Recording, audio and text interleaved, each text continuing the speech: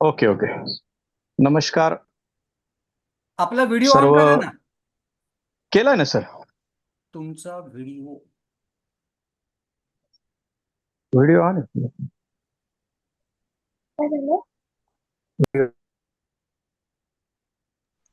On आहे sir. Video दिसतोय का? हो सर. दिसतोय सर. दिसतोय. सर दिसतोय, तुम्ही चालू करू शकता. चालू शकतो. ओके. नमस्कार. महाराष्ट्र ज्योतिष परिषदेतर्फे ज्योतिष शास्त्री परीक्षा 2027 ची जी ज्योतिष शास्त्री परीक्षा, त्या परीक्षेच्या निमित्तानं सर्व विद्यार्थ्यांना मार्गदर्शन मिळावं म्हणून महाराष्ट्र ज्योतिष परिषद तर्फे दरवर्षी व्याख्यान मालिका चालवली जाते. आणि This meeting is being recorded. त्या व्याख्यानमालेचं आज प्रथम पुष्प आहे. सौ अंजली पोद्दार मॅडम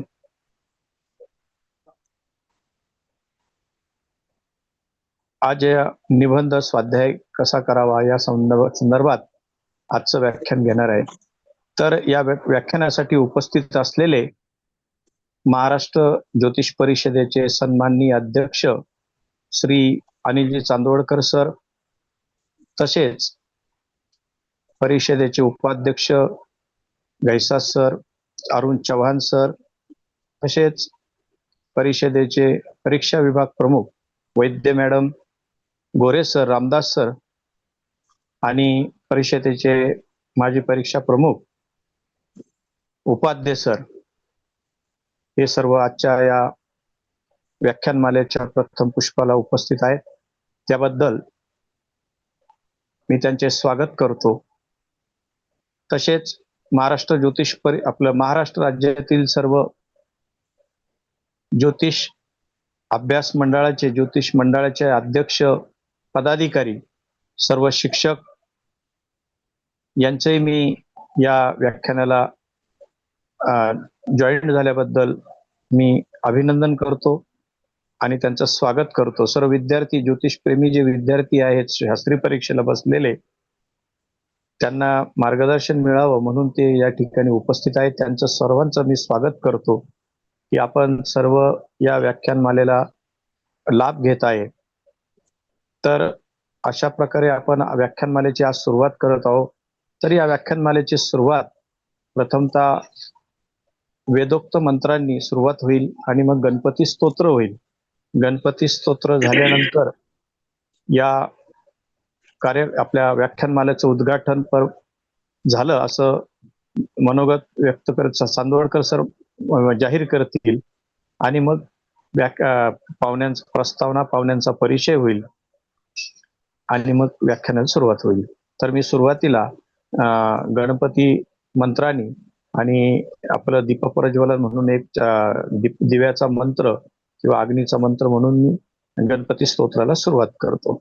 तर मी आता मंत्रपठनाला सुरुवात करतो. हरि ओम गणानान्त्वा गणपती हवामहे प्रियाणान्त्वा प्रियपति हवामहे निधीनान्त्वा निधिपति हवामहे वसो मम आहमजानि गर्भधमात्वमजासि गर्भधम् अम्बे अम्बिके अम्बालिके नमः नयति कश्चन सस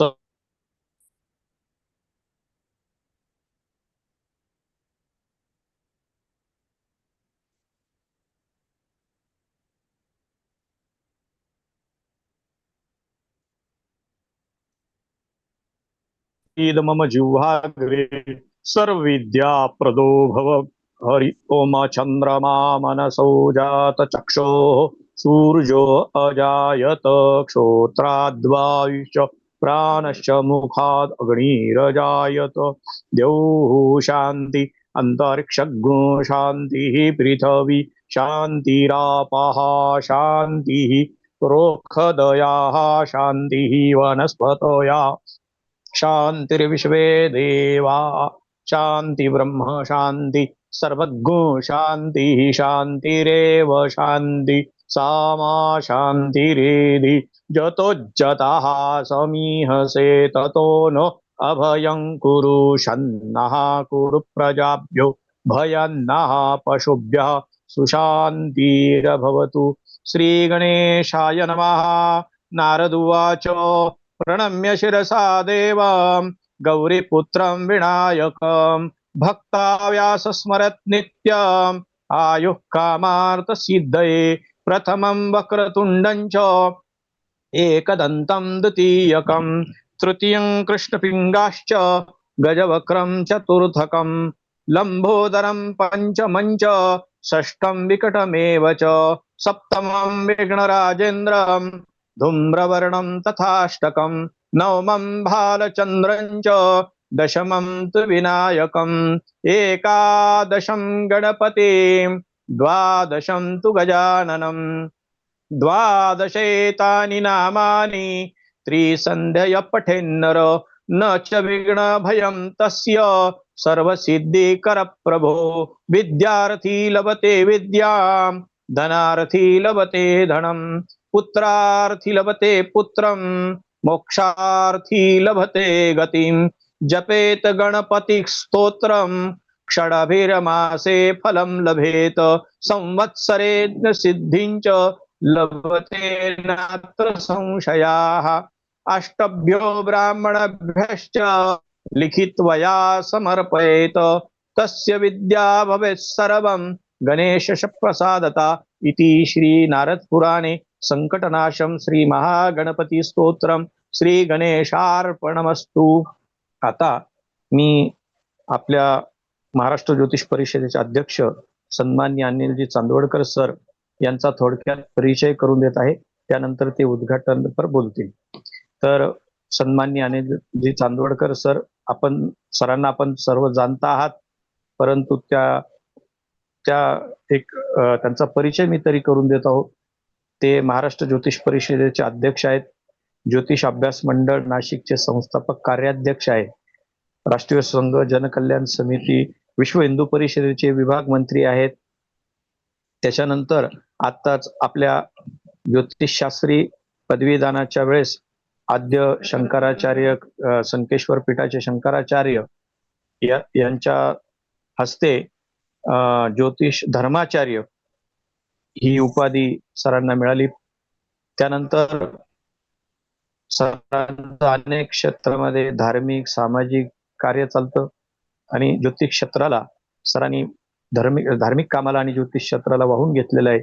सर अनेक ठिकाणी व्याख्यान, अनेक पुरस्कार सरांना मिळालेले आहे आणि अशा प्रकारे आज महाराष्ट्र ज्योतिष परिषद अध्यक्ष सर चांदवडकर सर या ठिकाणी उपस्थित राहिले। ते आता मी त्यांना विनंती करतो की त्यांनी कृपया या सत्राचं उद्घाटन करावं असं मी त्यांना सांगतो। जय श्रीराम। सन्माननीय परिषदेचे उपाध्यक्ष दोन्ही, परिषदेच्या कार्यकारिणीचे सदस्य, आदरणीय संस्थाचालक, सन्माननीय शिक्षक, 2027च्या ज्योतिषशास्त्री परीक्षेचे परीक्षा प्रमुख, परीक्षा समितीचे तिन्ही सदस्य रामदास सर, गोरे सर, बडवे सर आणि आजच्या या व्याख्यानाला सुरुवात करणाऱ्या अंजलीताई आणि सर्व विद्यार्थी बंधू आणि भगिनींनो, दरवर्षीप्रमाणे गेल्या 5-7 वर्षापासून आपण ही निबंध असेल, स्वाध्याय असतील, या संदर्भातली परिषदेच्या वतीनं व्याख्यानं मला सुरू केलेली आहे। आजची योगिनी एकादशी आणि या योगिनी एकादशीची पंढरीला जाणारी वारी ही आपली सुरू आहे आणि ज्योतिषशास्त्राचाही एक एक टप्पा पार करत आपण सर्वजण या ज्योतिषशास्त्री परीक्षेपर्यंत आपण आलेलो आहोत। शांतपणे रोज ठरवून 1.5 ते 2 तास जर वेळ दिला आता इथून पुढे सुद्धा तरी सुद्धा ज्योतिषशास्त्री परीक्षा अवघड नाही. संपूर्ण भारतात 50% पासिंग असलेली एकमेव परीक्षा ही आपली महाराष्ट्र ज्योतिष परिषदेची आहे. आणि यामध्ये खरंच विद्यार्थ्यांचा कस लागतो. कळत नकळत सर्व विद्यार्थ्यांना एक संशोधनाची सवय आणि संशोधन कसं करायचं याची सोय आपण या व्याख्यानमालेतून करून देतो. अनेक विषय, वेगवेगळे विषय प्रत्येक वेळेस निबंधाचे असतात. आपला मानस हा पण आहे की अशीच व्याख्यानमाला किमान महिन्यातून एकदा तरी ही कायमस्वरूपी घेण्याचा पण आपला मानस आहे. यंदाच्या येणाऱ्या पुढच्या वर्षापासून म्हणजे ज्योतिषशास्त्री 2028 पासून कृष्णमूर्ती शास्त्री ही पदवी आपण सुरू करत आहोत. म्हणजे शास्त्री उत्तीर्ण झालेल्यांना पुढच्या वर्षी या परीक्षेला पण बसता येणार आहे. नवीन नवीन प्रादाक्रांत करणे, नवीन नवीन विषयांमध्ये पुढे येणे आणि महाराष्ट्रातल्या सर्व ज्योतिष संस्थांना नव्हे भारतातल्या ज्योतिष संस्थांना एकत्र करून एकसूत्री अभ्यासक्रम आखण्याचा प्रयत्न आपण आतापर्यंत करत आलेलो आहोत. ही 39वी शास्त्री परीक्षा तुमची होणार आहे. आतापर्यंत 38 शास्त्री परीक्षा झाल्यात. निकाल साधारणतः आपला लागतो तो 45 ते 50% मध्ये ते 45% आसपास निकाल लागतो. त्याच्यामुळे मी जे मगाशी सुरुवातीला म्हटलं की आपण रोज 1.5 ते 2 तास आपण या विषयाला दिले पाहिजे. प्रत्येक संस्थाचालक, सर्व शिक्षक जीव तोडून आपल्याला शिकवत असतात. त्यांचं ज्ञान परिपूर्णपणे आपल्याला देण्याचा प्रयत्न करत असतात. आपणही ते मन लावून घेणं आणि त्याप्रमाणे अभ्यास करणं हा भाग आपण केला पाहिजे. आणि त्यांच्याही मेहनतीला आणि आपल्या मेहनतीला यश येवो ही प्रभू रामचंद्रांच्या चरणी प्रार्थना करतो. पण अयोध्या ते श्रीलंका एवढं चालल्यानंतर नंतर दंडकारण्यातून गेलेली सीता त्यांना मिळवता आली. म्हणजे प्रभू रामचंद्रांना सुद्धा कष्ट झालेले आहेत याची जाणीव आपण पण ठेवावी आणि सर्वांनी या परीक्षेसाठी कष्ट करावेत अशी एक विनंती, सर्वांना आवाहन या निमित्ताने ज्योतिष परिषदेचा अध्यक्ष या नात्याने मी करतो आणि ज्योतिषशास्त्री परीक्षेसाठी सर्वांना शुभेच्छा देतो. आणि या व्याख्यानमालेचा फायदा सर्वांनी घ्यावा. आणि आज या आपल्या व्याख्यानमालेचं उद्घाटन झालं असं मी जाहीर करतो. खूप खूप धन्यवाद. सर्वांना पुनश्च एकदा शुभेच्छा. बडवे गुरुजी.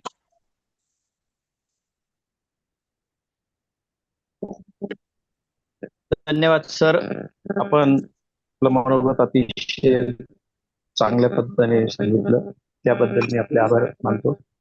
आणि मी आता आजचे व्याख्याते जे आहे सौ अंजली पोद्दार मॅडम, आजचा विषय व्याख्यानाचा आहे निबंध, स्वाध्याय वगैरे आणि तयारी कशी करायची याची हा विषय आज आहे. त्या निमित्ताने मी रामदास सरांना विनंती करतो की त्यांनी सौभाग्यवती अंजलीताई पोद्दार मॅडम यांचा परिचय करून द्यावा. नमस्कार, जय श्रीराम, हरिओम. आजच्या या ऑनलाईन व्याख्यानमालेमध्ये मी आपणा सर्वांचं स्वागत करतोय. आणि आजच्या ज्या मुख्य व्याख्यात्या आहेत सौ अंजली अभय पोद्दार. खरं तर अंजलीताईंची ओळख करून देण्याची काही गरजच नाही, कारण महाराष्ट्राचं जे ज्योतिष वर्तुळ आहे त्या ज्योतिष वर्तुळात कार्य करणारी प्रत्येक व्यक्ती अंजलीताईंना ओळखतेच. तरी सुद्धा आपल्या आजच्या वक्त्या किती श्रेष्ठ आहेत हे नवीन विद्यार्थ्याला कळणं आवश्यक असतं, म्हणून मी त्यांची थोडक्यातच ओळख करून देतोय.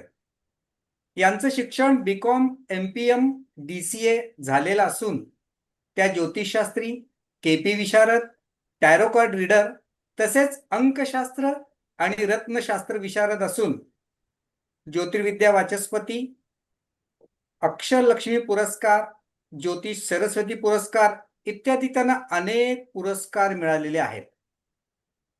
त्यांचं संस्थात्मक कार्य सुद्धा मोठं आहे. त्यांची समर्थ ग्रहवेध ज्योतिष संस्था पुणे ही महाराष्ट्र ज्योतिष परिषदेशी संलग्न असून आतापर्यंत त्यांनी हजारो विद्यार्थी घडवलेले आहेत आणि लाखो जणांना उत्तम मार्गदर्शन समुपदेशन केलेलं आहे. त्या साम डिजिटलवर नियमित भविष्य लेखन करत असतात.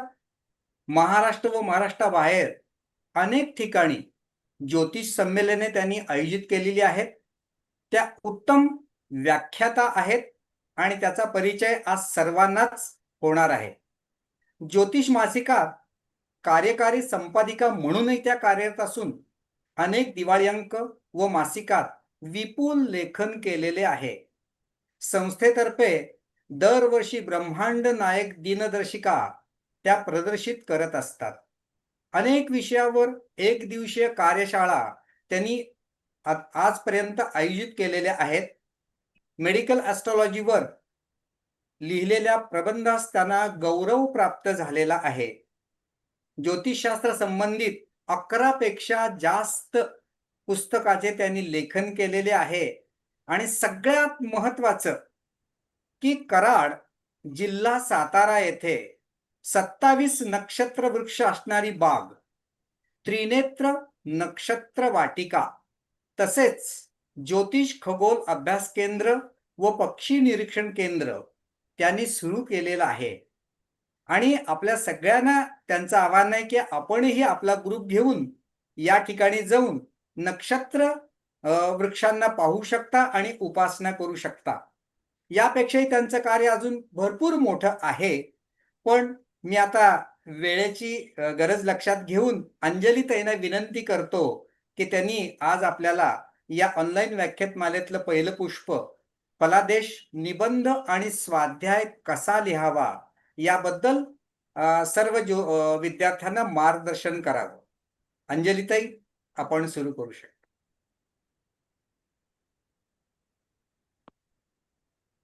अनम्यूट करा अंजलीताई. Sorry sir. नमस्कार. आजच्या व्याख्यानमालेला सुरुवात करूया आपण. एक आकडा माझा भाग्यांक आहे, त्यामुळे पहिला नंबर आला व्याख्यानाला. या गोष्टी प्रचिती आपल्याला येते. माझे आद्य गुरु श्री स्वामी समर्थ यांना वंदन करून आजच्या कार्यक्रमाला आपण व्याख्यानाला सुरुवात करूया. महाराष्ट्र ज्योतिष परिषदेचे आज बहुतांशी सगळेच मान्यवर या ठिकाणी उपस्थित आहेत. आपले अध्यक्ष Shri Chandwadkar sir, Ghaisas sir, Chavan sir आहेत इथे. त्याचबरोबर बाग sir, Badve sir, Upadhye sir सगळेजण, त्याचबरोबर वैद्य मॅडम, या सगळेजण आज या ठिकाणी उपस्थित आहेत. सगळ्यांचे आभार मानते आणि आजच्या व्याख्यानमालेला सुरुवात करते. सगळ्या विद्यार्थ्यांसाठी एक आवाहन आहे की फक्त ज्यावेळी शंका असेल त्यावेळी तुम्ही हँड रेज केला तरी चालेल आणि त्याच विद्यार्थ्यांनी मला शंका विचारा. केओटिक आपण वातावरण टाळूया आणि आजच्या कार्यक्रमाला आपण इथे सुरुवात करूया. तर मगाशी जसं चांदवडकर सरांनी सांगितलं, रामदास सरांनी खूप छान परिचय करून दिला, त्याबद्दल तुमचे आभार सर. आणि कुणाचं अनाहूतपणे राहिलं असेल तर मी माफी मागते आणि सुरुवात करते कार्यक्रमाला. रामदास सर आणि गोरे सर परीक्षा समितीत आणि परिषदेवर सदस्य झाले, त्याबद्दल त्यांचे अभिनंदन. अभिनंदन. रामदास सर, गोरे सर आणि बाग सर पण मला वाटते आज आलेले आहेत. या सगळ्यांचे या ठिकाणी आभार मानते आणि आपण पुढे जाऊया. तर मगाशी जसं सरांनी सांगितलं की पहिल्यांदा जी विद्यार्थ्यांना भीती असते ते म्हणजे आधी शास्त्री करायचंय हे आधी अनेक वर्ष त्यांनी ठरवलेलं असतं की ह्या वर्षी बसू का, पुढच्या वर्षी बसू, नको आता नको, नंतर जाऊया. मग ही जी भीती आहे ना, ही शास्त्री परीक्षेच्या वेळी भरपूर विद्यार्थ्यांना असते की मला हे शक्य होणार आहे की नाही. आणि सरांनी जसं सांगितलं की 50% रिझल्ट लागतो. खरं तर काही ही घाबरवण्याची त्यांची मनस्थिती किंवा मानसिकता नाहीये की तुम्ही हे, तर तुम्ही अभ्यास करायला पाहिजे. कारण मी जसं ओळखते आणि या परिषदेची जशी मी संलग्न आहे तसा अभ्यास किती ताऊन सुलाखून तुम्हाला करावा लागतो आणि त्याच्यातलं नॉलेज किती गेन करायला लागतं, किती डीप तुम्हाला सगळ्या गोष्टी आहेत, इन्क्लुडिंग गणित, निबंध, परिचय, फलादेश सगळं तुम्हाला परफेक्ट यायला पाहिजे. आणि पेपर सुद्धा सहज सोपे साधे नसतात, ट्रिकी क्वेश्चन्स असतात. त्या सगळ्यामधला एक चांगला भाग आहे की जो तुम्हाला सहज सोपं लिहिता येतो तो म्हणजे निबंध स्वाध्याय. म्हणजे हे सगळं केऑटिक वे टाळून आपल्याला ज्याच्यामध्ये हमखास मार्क मिळू शकतात तो म्हणजे निबंध स्वाध्याय. अदरवाईज सगळे पेपर तुम्हाला सोडवायचेच आहेत, 3-3 तासाचे पेपर आहेत आणि मग मुलांचा नंतर असं असतं की अरे स्पीड कमी पडतोय, हे होतंय. ही सगळी खबरदारी खरं तर परिषदेने घेतली. परिषदेची अशी कधीही इच्छा नसते की आम्ही मॅक्झिमम मुलं नापास करू. काय करायचंय असं करून? आम्हाला असं नेहमी वाटत असतं की मॅक्झिमम मुलांनी पास व्हावं, मॅक्झिमम मुलांचे रिझल्ट चांगले लागावेत आणि तुम्ही भरपूर अभ्यास करावा असं सांगितलेलं असतं. काही काही वेळेला त्याचा आपण असं म्हणतो की ही परीक्षा अवघड आहे, नापास होतात, असं नाहीये. तुम्ही तेवढा अभ्यास करावा म्हणून तुम्हाला सांगितलेलं आहे. तर सगळी खबरदारी जी आहे की तुम्हाला 3-3 तासाचे पेपर लिहायचे, मग तुम्हाला काय करायला लागेल, आधी लिखाणाची प्रॅक्टिस करायला लागेल. आत्ताच्या जगामध्ये जे आपण बघतो की मराठीचे 3-13 वाजलेले आहेत. लिखाण आपण अनेक वर्ष केलेलं नाहीये किंवा काही जणांचं असं असतं की नोकरीला होतो त्यावेळी थोडंसं लिखाण होत होतं आणि आजकाल सगळं कम्प्युटराईज झाल्यामुळे लिखाणाची सवय गेली. या सवयी जडण्यासाठीच तर तुम्हाला हे सगळे स्वाध्याय दिलेले आहेत. आणि सगळ्यात महत्वाचं मगाशी चांदवडकर सरांनी जसं सांगितलं ते म्हणजे संशोधनात्मक गोष्टी तुम्हाला आल्या पाहिजेत. तुमची तर्कशक्ती जी आहे ना ती तुमची इथे लागली गेली पाहिजे. सगळ्या चांगल्या गोष्टी करता आल्या पाहिजेत आणि म्हणून परिषद खरं तर एवढे एफर्ट्स घेते. 3-3 तासाच्या पेपरची खरं तर ही पूर्वतयारी असं म्हणू की तुमचा तर्क कसा डेव्हलप होईल किंवा तुम्हाला 150 कुंडल्यांचा जो स्वाध्याय दिलाय त्याच्यात सुद्धा हळूहळू तर्क डेव्हलप होतो, लिखाणाची सवय यायला लागते, पटपट कुंडल्या सोडवायला यायला लागतात. निबंध स्वाध्यायात सुद्धा आपल्याला तीच गोष्ट आहे लक्षात ठेवा. आधी हे मी क्लिअर करते की निबंध स्वाध्याय हा एक विभाग आहे, म्हणजे it is as good as one subject. तुम्ही त्याला असं बाजूला ठेवू नका. हा अतिशय महत्वाचा आहे, कारण विद्यार्थ्यांच्या डोक्यात एकच असतं की आम्हाला 3 विषय आहेत, परिचय, गणित, फलादेश. अरे हे का सोडताय? 75 मार्क आहेत तुम्हाला याच्यासाठी आणि हे मार्क तुम्हाला इतके सहजगत्या मिळणार आहेत, घर बसल्या तुम्हाला मार्क मिळणार आहेत. आणि यू विल नॉट बिलीव्ह, जर तुम्ही कधीही परिषदेची गुणपत्रिका बघितली तर अक्षरशः मुलांना 73-72 असे मार्क 75 पैकी मिळालेले आहेत. किती हार्ड एफर्ट्स घेतले असतील, लिहिण्याची पद्धती काय आहे किंवा कशा गोष्टी केल्यात हे तुम्ही ऑब्झर्व करा. आणि ऍव्हरेज तुमचा स्कोर वाढण्यासाठी, चांगले मार्क येण्यासाठी निबंध स्वाध्यायाला मी तर म्हणेन अगदी पहिलं प्राधान्य द्या. आणि तुमच्या हातात स्पॅन बघा किती आहे. आता जुलै महिना सुरू आहे, तुमची फेब्रुवारीमध्ये परीक्षा आहे, म्हणजे एवढे दिवस तुम्हाला मिळणार आहेत की निबंध स्वाध्याय करायचा आहे. पण याच्यात एक मी तुम्हाला सांगेन की फेब्रुवारीत परीक्षा आहे, सबमिशन तुम्हाला जरी डिसेंबर मध्ये असलं तरी साधारणपणे ऑक्टोबर-नोव्हेंबर पर्यंत तुम्ही तुमचा प्रोजेक्ट रेडी ठेवा. हळूहळू आता जे आज लेक्चर झालं की उद्यापासून तुम्ही काय करायला लागा, किंवा बहुतांशी माझ्या तर विद्यार्थ्यांच्या कुंडल्या पण गोळा करून झालेल्या आहेत. मॅक्झिमम तुम्ही कुंडल्या आधी गोळा करायला लागा. 15 कुंडल्यांचा आपल्याला हा निबंध स्वाध्याय दिलेला आहे. याच्यासाठी जे विषय आहेत हे तुम्हाला माहिती आहेत. कलाकारांच्या पत्रिका गोळा करायच्या, त्याचे डिटेलिंग आपल्याला वैद्य मॅडमने दिलेत, त्या मी सगळ्या आपण ग्रुपवर फॉरवर्ड केलेत. दुसरं आहे मूत्रविकाराविषयीच्या 15 कुंडल्या, इदर ऑर, हे किंवा ते असं आहे, आणि हे 75 मार्काचं आहे. आणि तिसरं जे कन्फ्यूज करायचं नाहीये ते म्हणजे व्यसनाधीनता, हा एक विषय आहे. त्याला असं आपण म्हणतो निबंध स्वाध्याय, त्याला घरचा स्वाध्याय म्हणतो. हा 25 मार्काचा आहे. त्याचे सुद्धा अगदी हातचे मार्क आहेत. तर उद्या मी त्याच्यावर लेक्चर घेणार आहे. आज त्या 25 मार्काचा भाग थोडासा बाजूला ठेवूया. एंडिंगला वेळ मिळाला तर त्याच्यावर मी प्रकाश टाकेल. अदरवाईज ह्या 75 मार्क आपल्याला मिळवायचे कसे? तुम्हाला जर असं इम्प्रेशन असेल की मॅडम आज कलाकारांच्या कुंडल्यांविषयी सांगणार आहेत का मूत्रविकाराविषयी, हे कुठलेही विषय मी आज एक्सप्लेन करायला आलेले नाहीये. इथे फक्त ना फक्त निबंध स्वाध्याय कसा सोडवायचा आणि लिहायचा हे सांगायला आले. आणि याचे लेक्चर्स तुम्हाला पुढे मिळणार आहेत. ते सब्जेक्ट दुसऱ्यांनी घेतलेले आहेत आणि ते तुम्हाला मिळणार आहे.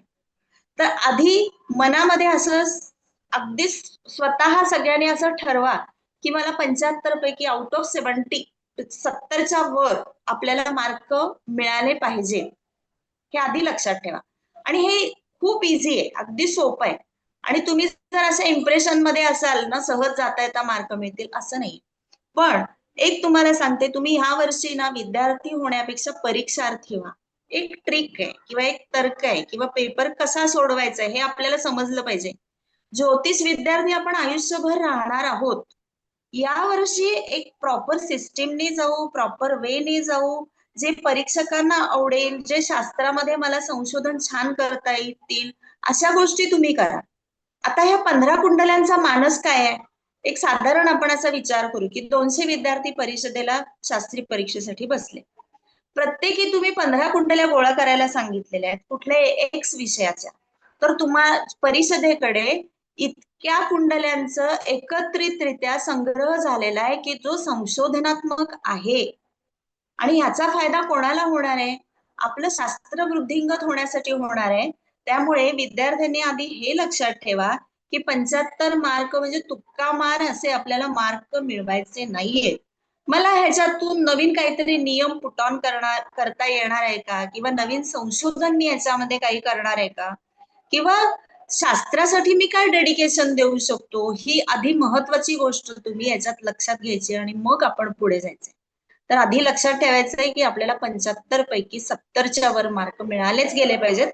कारण हे तुम्ही घरबसल्या मार्क मिळवणार आहात.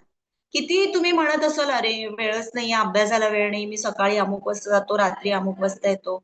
मगाशी जसं चांदवडकर सरांनी सांगितलं की 1.5 ते 2 तास तुम्ही अभ्यासासाठी काढले तरी तुम्हाला छान अभ्यास होऊ शकतो. तर इनिशियली आता आपण पहिले 2 ते 3 महिने निबंध स्वाध्याय सहजगत्या कसा आपल्याला करता येईल, रोज थोडी थोडी 4-5 पानं जरी आपण करत गेलो तरी सहजगत्या होणार आहे, हे लक्षात घ्या. तर पहिली गोष्ट काय करायची आपल्याला, विषय आधी कोणता घेणार आहात हा नक्की करा. ओके, त्याच्या 15 कुंडल्या तुम्ही मिळवा आणि मग ही पुढची प्रोसिजर काय आहे. आता हा निबंध स्वाध्याय कसा लिहायचा, त्याची पानं किती, त्याचे पेपर कुठला वापरायचा, ह्या सगळ्या गोष्टी आपण येणार. तर बघा, एक तर ह्याच्यामध्ये ज्योतिष हे शास्त्र सेवेचं शास्त्र आहे आणि शनी प्रधान आहे बरं. तुमचा जनमानसांशी लोकांशी संपर्क यावा म्हणून खरं तर ह्या कुंडल्या तुम्हाला दिलेल्या आहेत.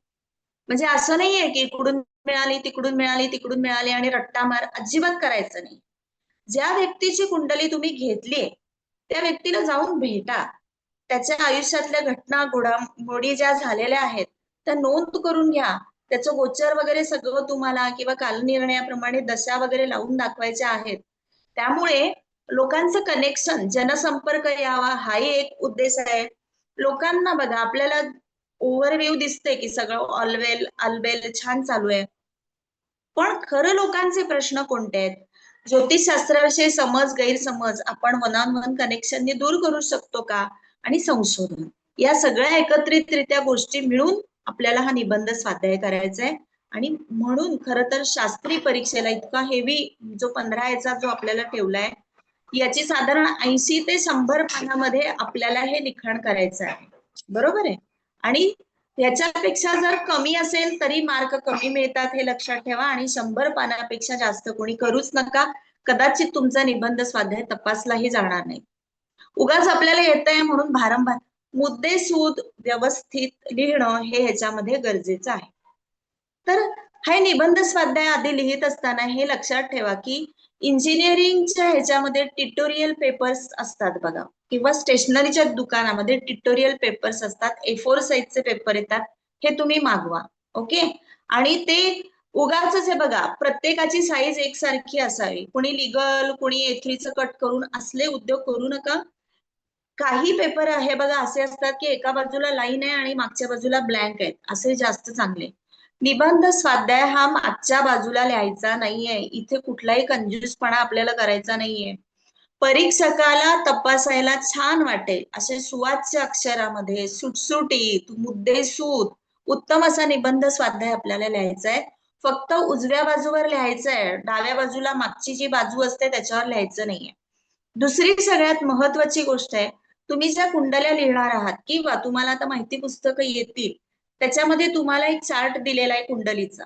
त्या कुंडलीचे चार्ट, एक तुम्हाला पेपर असेल परपरेशन मधून तो काढायचा, त्याचे झेरॉक्स काढा. जर तुम्हाला 15 आहेत तर त्याचे 20 झेरॉक्स काढून ठेवा. मागे पुढे एखादं आपल्याला कमी जास्त झालं, चुकलं, खाडाखोड झाली तर ऍडिशनल असावं म्हणून. आणि हे लक्षात ठेवा की निबंध स्वाध्याय लिहित असताना या पेपरवर जर ह्या साईडला तुम्ही लिहिणार असाल तर तुमची कुंडली या साईडला आली पाहिजे. म्हणजे चेक करताना परीक्षकाला बरं पडतं की कुंडली डाव्या बाजूला आहे आणि त्याचं एक्सप्लेनेशन उजव्या बाजूला आहे, हे लक्षात ठेवा आणि ती त्या पद्धतीने सेट करा. सगळ्यात एक चुका असतात लोकांच्या, त्या म्हणजे मार्जिन नीट नाही सोडत. काही काही वेळेला असं होतं की तुम्ही मार्जिनचा विचार आधीच करा की बाइंडिंग मध्ये आपल्याला किती जाणार आहे, आणि आपल्याला हार्ड बाइंडिंग जे गोल्डन एम्बॅसनचं आहेत असलं बाइंडिंग करायचं नाहीये. साधं कार्डशीट, पण ते छान असावं, थोडंसं हलकं जाड कार्डशीट घ्या आणि पक्की बांधणी करायची. त्याची कशाची? दोऱ्याची. अप्पा बळवंत चौकात पुण्यामध्ये आपल्या इथे मिळतात, तुमच्या सिटीमध्ये कुठे मिळत असतील तर ती बघा आणि त्याच्यावरती कार्डशीट लावून टेप लावून टाकायची. स्पायरल बाइंडिंग अलाउ नाहीये, हे लक्षात ठेवा. जर स्पायरल बाइंडिंगचे निबंध आले तर परिषद परत पाठवते. रादर ते संस्था चालकांची जबाबदारी आहे की असे घेतच नाही आम्ही लोक, कारण हे आमच्या याच्यावर जबाबदारीवर पुढे जातात. त्यामुळे कुणीही स्पायरल बाइंडिंग करायची नाही. तुमचा हा निबंध स्वाध्याय 75 मार्काचा आहे. याच्या 3 प्रती काढायच्या तुम्ही. किती? 3 प्रती. कारण एक ओरिजिनल जे हाताने लिहिलेलं आहे, आणि हे लक्षात ठेवा, स्वहस्तलिखित निबंध असावा. याच्यामध्ये टाईप केलंय अजून छान दिसेल, मग हा फॉन्ट छान दिसेल, ते कम्प्युटराइज केले, चालणार नाही. हाताने पेपर जसं आपण लिहितो तसं सगळं हाताने लिहायचंय. आणि याच्या मात्र 2 झेरॉक्स तुम्ही काढू शकता, 2 सेट. ओके, एक सेट तुम्ही तुमच्याकडे ठेवा झेरॉक्सचा, एक सेट हा तुमच्या संस्थेकडे द्या. संस्थेकडे सुद्धा एक सेट असावा. आणि ओरिजिनल जी मूळ प्रत असते ती तुमची परिषदेकडे जाते आणि तिथे चेकिंग होतं. तुमच्या माहिती पुस्तकामध्ये तुमचा नंबर त्याला आलेला असेल, रजिस्ट्रेशनचा नंबर असतो, तो तिथे नंबर त्या पेपरवर असणार आहे, तो तिथे तुमची आयडेंटिटी असते. या व्यतिरिक्त निबंध स्वाध्यायामध्ये स्वतःच्या नावाचा उल्लेख होईल, संस्थेच्या नावाचा उल्लेख होईल, किंवा माझे हे गुरु आहेत, हे असं काहीही लिहू नका की ज्याच्यामुळे आपली आयडेंटिटी कळेल, किंवा मला हे सर आवडतात, मला ह्या मॅडम आवडतात, मी यांच्याकडून शिक्षण घेतलं. अजिबात लिहायचं नाही. कोणाचाही तुमच्याही नावाचा उल्लेख नाही, किंवा तुम्ही आधी कोणाकडे शिकला हे काही विचारलेलं नाहीये. स्वतःचं इंट्रोडक्शन निबंध स्वाध्यायामध्ये द्यायचं नाही, हे आधी लक्षात ठेवा. निबंध स्वाध्यायामध्ये तुम्हाला मी सांगितलं 80 ते 100 पानं एवढीच लिहायची आहेत. आता याचं फॉर्मेशन कसं पाहिजे, किंवा हा निबंध स्वाध्याय कशा पद्धतीनं केला पाहिजे, एक साधी बघा तुम्हाला सिस्टीम सांगते. सपोज फॉर एक्झाम्पल 15 कुंडल्या आहेत. एका कुंडलीचं एक पान जे तुमचं कुंडलीचं लिहिलेलं आहे ते एक पान गेलं. ओके, की त्याच्यामध्ये आपण काय लिहिलं? लग्न कुंडली लिहिली, भावचलित कुंडली लिहिली, नवमांश कुंडली लिहिली, चंद्र कुंडली आणि नक्षत्रांचं एक्सप्लेनेशन लिहिलं. हा तो चार्ट आहे. ओके, ते मी लिहिलं. त्याचं एक्सप्लेनेशनचे जे 3 पेपर हे सफिशियंट होतात. अगदी तुम्ही व्यवस्थित लिहिलं, म्हणजे सपोज फॉर एक्झाम्पल दशेचा एखादा गेला, गोचरीचा एखादा गेला, पंचांगासाठी एखादं गेलं, 3 पेपर मध्ये तुम्ही ते आटोपा. खूप त्याला एका कुंडलीचे 4-4, 5-5 पेक्षा जास्त पानं लावून निबंध स्वाध्याय वाढवू नका. ओके, म्हणजे काय झालं इथे? 15 तुमच्या कुंडल्या आहेत, 15 कुंडल्यांसाठी एका कुंडलीला तुम्ही 4 पेपर वापरले. याचा अर्थ काय होतो? 15 चोक 60 पेपर तुमचे इथेच गेले. मग आता तुम्हाला काय करायचंय? तुम्हाला 40 पानं जी आहेत, या 40 पानामध्ये बाकीच्या गोष्टी करण्यासाठी मुभा आहे. मग हे काय करायचंय? तर बघा, सिस्टमॅटिक वेने निबंध लिहायला पाहिजे. आधी एक लक्षात ठेवा, जो कोणता तुमचा विषय असेल त्या विषयाची आधी माहिती व्यवस्थित काढून घ्या की नक्की त्याचं म्हणणं काय आहे. त्याच्यासाठी असणारे संदर्भ ग्रंथ तुम्ही वाचणं आवश्यक आहे ऍट एनी कॉस्ट. संस्कृत श्लोक, ज्योतिष नियमावली, या सगळ्या गोष्टी रफ वर्किंग मध्ये तुम्ही काढून ठेवा. अशी जर तुम्ही चूक करत असाल की हो मी खूप छान आहे आणि माझं खूप सगळं चांगलं येणार आहे आणि मी निबंध स्वाध्याय लिहायला सुरुवात केली, असं करायला सुरू करू नका. रफली तो डेटा आधी यू कीप इट असाइड, बाजूला काढून ठेवा की मला या पद्धतीनं करायचंय आणि या गोष्टी करायचंय. निबंध स्वाध्याय हा आकर्षक वाटला पाहिजे. असं आता काही जण मुलं घाबरतात, बापरे आता काय करू, याच्यामध्ये रंग कुठला आहे बघा. एक तर निळं आणि काळं पेन इज ओके, लाल पेनाने लिहायला जाऊ नका. त्याच्यात तुम्ही हायलायटर वापरू शकता. पूर्वी स्केच पेन म्हणायचे, पण रंगीत पेन सुद्धा तुम्ही वापरू शकता जर तुम्हाला वेगळं काही करायचंय. हिरवं प्लेन किंवा ग्लिटरच्या काही गोष्टी, किंवा तुम्ही त्याच्यात कोष्टक असू शकतील तर ते, किंवा आता तुम्हाला मूत्रविकार सारखा तुम्हाला विषय दिलाय, याच्यामध्ये ह्युमन बॉडी किंवा ते ऑर्गन हाऊ इट वर्क्स याच्यासाठी तुम्हाला जर कलर पिक्चर्स असतील तर ते तुम्ही त्याच्यात ऍड करू शकता. पण उगाच वेडपटासारखा काहीतरी तो निबंध स्वाध्याय डेकोरेट करायला जाऊ नका. मला आठवतंय मागे 2 वर्षापूर्वी माझ्याकडे जालनाचे विद्यार्थी होते, बीड जालना वगैरे, आणि त्यांना निबंध खूप वेळा आपण आता हे लेक्चर्स परिषद दरवर्षी घेते आणि संस्था चालक शिक्षक हे सगळेजण मार्गदर्शन करतच असतात. पण ते एक 3-4 प्रोजेक्ट माझ्याकडे आले. पेपर एकतर त्यांनी लिगल साईज वापरला होता आणि लिगल पेपरच्या बाहेर जवळजवळ 4 इंच वरचं त्याचं कव्हर होतं आत ते, आणि इतकं तुम्हाला सांगते फ्लोरोसंट कलर त्यांनी सगळे घेतले होते की डोळ्यात असा पिवळा रंग, हिरवा रंग डोळ्याचे, आणि त्याला अक्षरशः तुम्ही LKG UKGचे लोक असतात ना, कुठेतरी स्टार्स लाव, कुठेतरी साटनचे रिबन लाव, कुठेतरी कार्टून लाव, असं त्यांनी करून दिलं होतं. असे प्रोजेक्ट अजिबात करू नका. अक्षरशः मी तो परत पाठवला. त्यांना म्हटलं की हे असं झँक काही इथे चालणार नाहीये, व्यवस्थित डिसेंट प्रोजेक्ट. हे बघा प्रोजेक्ट कसा असायला पाहिजे. 4 वर्षांनी तुम्ही ज्यावेळी हातात प्रोजेक्ट घ्याल त्यावेळी you should feel proud your self की अरे मी किती निबंध स्वाध्याय छान केलाय त्यावेळी, आणि अजूनही मला असा अभिमान वाटतो. इतका सुंदर तुम्ही निबंध स्वाध्याय करा की तुम्हाला अभिमान वाटलं पाहिजे, ना माझ्यासाठी ना परिषदेसाठी. स्वतःचा अभ्यास, स्वतःला आधी कॉन्फिडन्स वाटला पाहिजे की मी ह्याच्यामध्ये किती गोष्टी करू शकतो. आता बघा सुरुवात आपण जी करतो निबंध स्वाध्याय ज्यावेळी आपण करणार आहोत त्यानुसार विषय तुमचा कुठला घेतलेला आहे त्या विषयाचं प्रास्ताविक करणं तुम्हाला गरजेचं आहे. प्रस्तावना लिहिणं, मग त्याच्यामध्ये ज्योतिषीय नियम लिहा किंवा त्याच्या संबंधित शास्त्राचे नियम काय सांगतात, किंवा हे नियम ते अप्लाय कसे होत आहेत, कुंडलीला अप्लाय कसे होतात. फॉर एक्झाम्पल तुम्ही त्या ह्याच्यामध्ये एखादं उदाहरण दिलं की कलाकार व्यक्तीची कुंडली, आणि संभाव आता 2026 ला आलाच होता बघा, अमिताभ बच्चनची कुंडली होती, तर त्या असा एखादा कलाकार तुम्ही फॉर एक्झाम्पल म्हणून आधीच्या ह्याच्यामध्ये घेऊ शकता आणि तुम्ही ते अनालाइज करू शकता की असं असं होतं.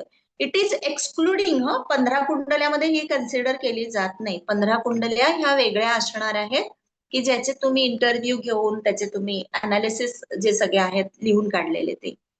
मग तुम्ही बघा की या कुंडल्या सगळ्या त्याचा अभ्यास केल्यानंतर ह्याची प्रचिती कशी आली, याचा निष्कर्ष कसा किंवा ह्याचा उपसंहार आपल्याला लिहायचा आहे, आणि तुलनात्मक सगळी कोष्टके.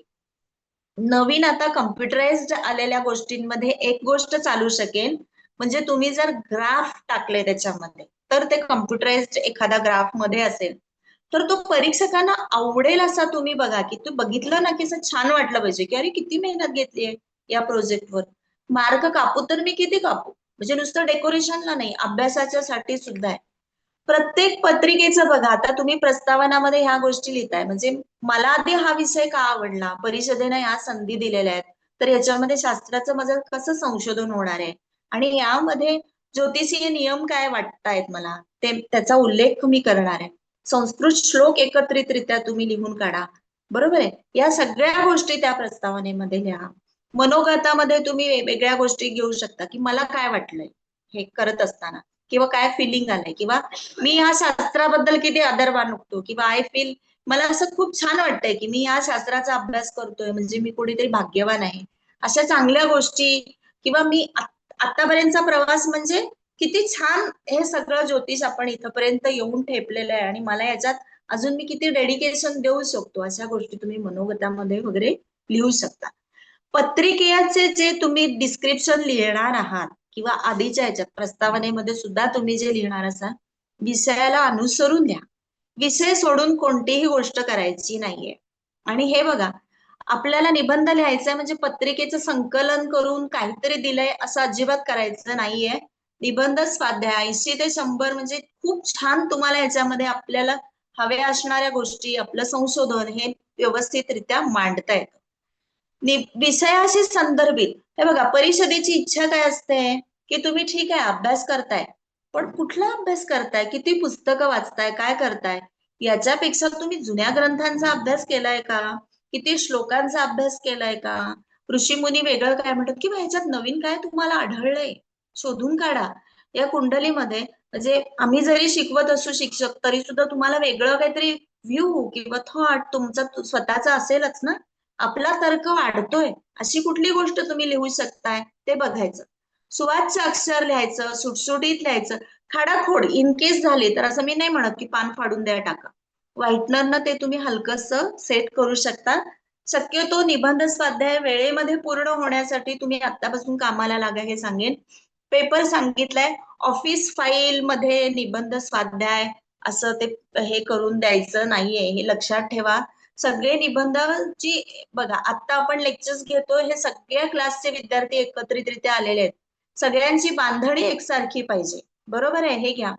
पत्रिका ही महत्वाची गोष्ट, तुम्ही ही नोट डाऊन कराच. कुठलीही पत्रिका कॉपी चालत नाही. म्हणजे तुमच्याकडे आहे तीच माझ्याकडे आहे, माझ्याकडे आहे तीच अजून कोणाकडे. परीक्षक आपले इतके हुशार आहेत की त्यांना रिपीट झालेली पत्रिका कळते. म्हणजे इतकं तुम्ही हे लक्षात ठेवा की कुठलाही पेपर, इवन निबंध स्वाध्याय पेपर, हे सगळे अगदी बारकाईने तपासले जातात. त्यामुळे जर तुम्ही म्हणत असाल अरे यांच्याकडे कलाकाराची कुंडली आहे तीच मी घेतली तर चालेल का? चालणार नाही. अक्षरशः तुम्हाला नापास करतात. You will not believe. निबंधात तुम्ही नापास झालात तर तुम्ही फलादेशाला नापास, इकडे नापास करून टाकतात. हे लक्षात ठेवा. पुढे तुम्हाला एक विषय आहे तो परत परत द्यावा लागतो, हे लक्षात ठेवा तुम्ही. त्यामुळे निबंध स्वाध्यायाला तुम्ही दुर्लक्षित करू नका. ओके. आणि रिपीट कुंडल्या नाही घ्यायच्या किंवा चोरून घेतलं ह्याचं आणि त्याचं मध्येच टाकलीये, चालत नाही. सगळ्या वेगवेगळ्या कुंडल्या पाहिजेत, हे आधी लक्षात ठेवा. पत्रिका स्वतंत्रपणे जमवायचे, त्याचे अनालिसिस स्वतंत्रपणे लिहा. आता हे आधी महत्वाचं आहे की आपण अनुक्रमणिका सुरुवातीला तुम्ही ह्याच्यामध्ये टाका. परीक्षकाला तपासताना हे समजलं पाहिजे की किती पानापासून किती पानापर्यंत प्रस्तावना आहे, किती पानापासून किती पानापर्यंत मनोगत लिहिलेलं आहे, आतमध्ये तुमच्या कुंडल्या किंवा ज्योतिषीय आधार किंवा श्लोक किती पानावर आहे, संदर्भ ग्रंथ ह्याची सूची तुम्ही तयार करा. ही तुम्ही लास्टला टाकू शकता किंवा सुरुवातीला टाकू शकता की हे संदर्भ ग्रंथ आम्ही याच्यासाठी वापरलेले आहेत, ह्याची सूची तुम्ही टाकू शकता. या सगळ्याचं बायफर्गेशन, या सगळ्याचे तुम्ही नंबर जे आहेत, पेज नंबर, हे नोट डाऊन करायचे अनुक्रमणिकेमध्ये. शेवटी असणारे निष्कर्ष, उपसंहार, याही गोष्टी तुम्ही तिथं नोंद करणं गरजेचं आहे. म्हणजे जर तुम्ही तुमचा 100 पानांचा प्रोजेक्ट आहे, 1 नंबर पासून 100 नंबर पानापर्यंत किती किती काय आहे, 1 ते 5 मध्ये काय आहे, 5 ते 10 मध्ये काय आहे, 15 ते 18 मध्ये काय आहे, हे सगळे अनालिसिस तिथे अनुक्रमणिकेमध्ये व्यवस्थित येणं गरजेचं आहे, हे लक्षात ठेवा. आपल्या हस्ताक्षरामध्ये निबंध लिहा. जर असं उगाच मित्राला सांगितलं, घरच्यांना सांगितलं, असं टाइमपास कामं इथे करायची नाहीत अजिबात, हे लक्षात ठेवा. आणि कम्प्युटर वापरायचा नाहीये.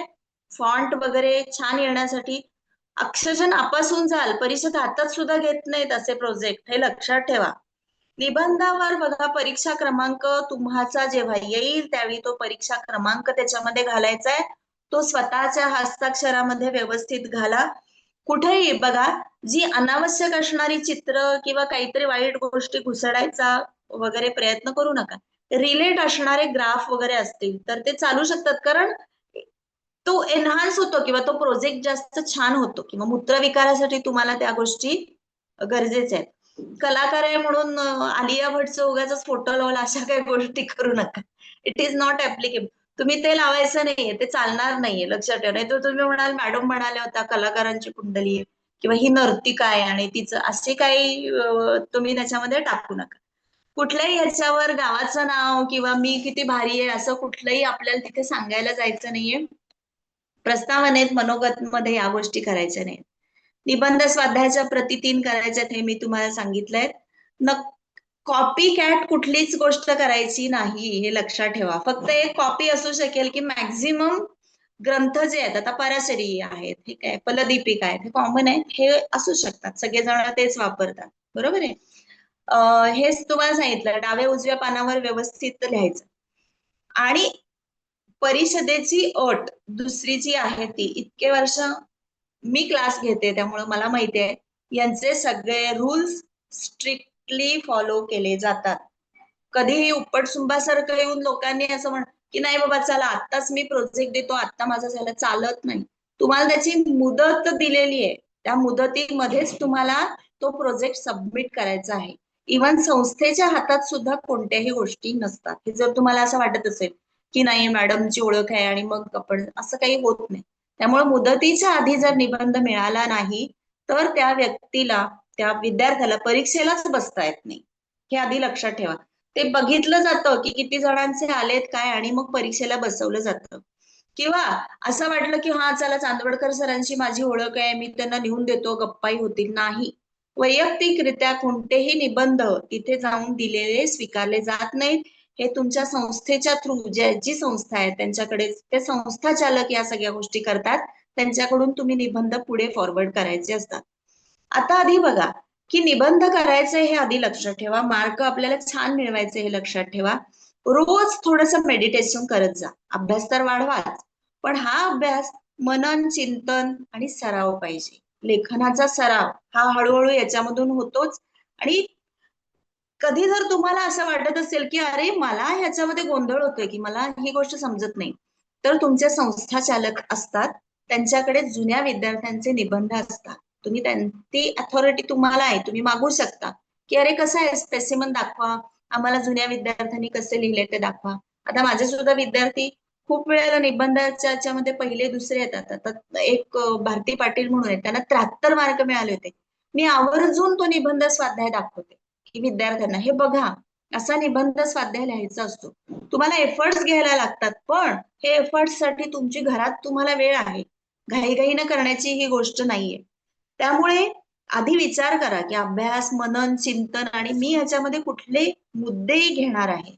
तुमचे जे कलिग असतात किंवा तुमचे विद्यार्थी आहेत, मित्र, यांच्याशी चर्चा करा की कसं वाटेल, किंवा संस्था चालक, शिक्षक किंवा अजून तुमचे जे मेंटॉर ज्योतिष क्षेत्रातले असतील त्यांच्याशी तुम्ही चर्चा करा आणि बघा की कसं अजून मी छान लिहू शकतो. तर ह्या पद्धतीने सुरुवात करा. प्रस्तावना लिहा. पत्रिकांची निवड चांगली करा की ज्याच्यामध्ये काहीतरी चॅलेंजिंग आहे.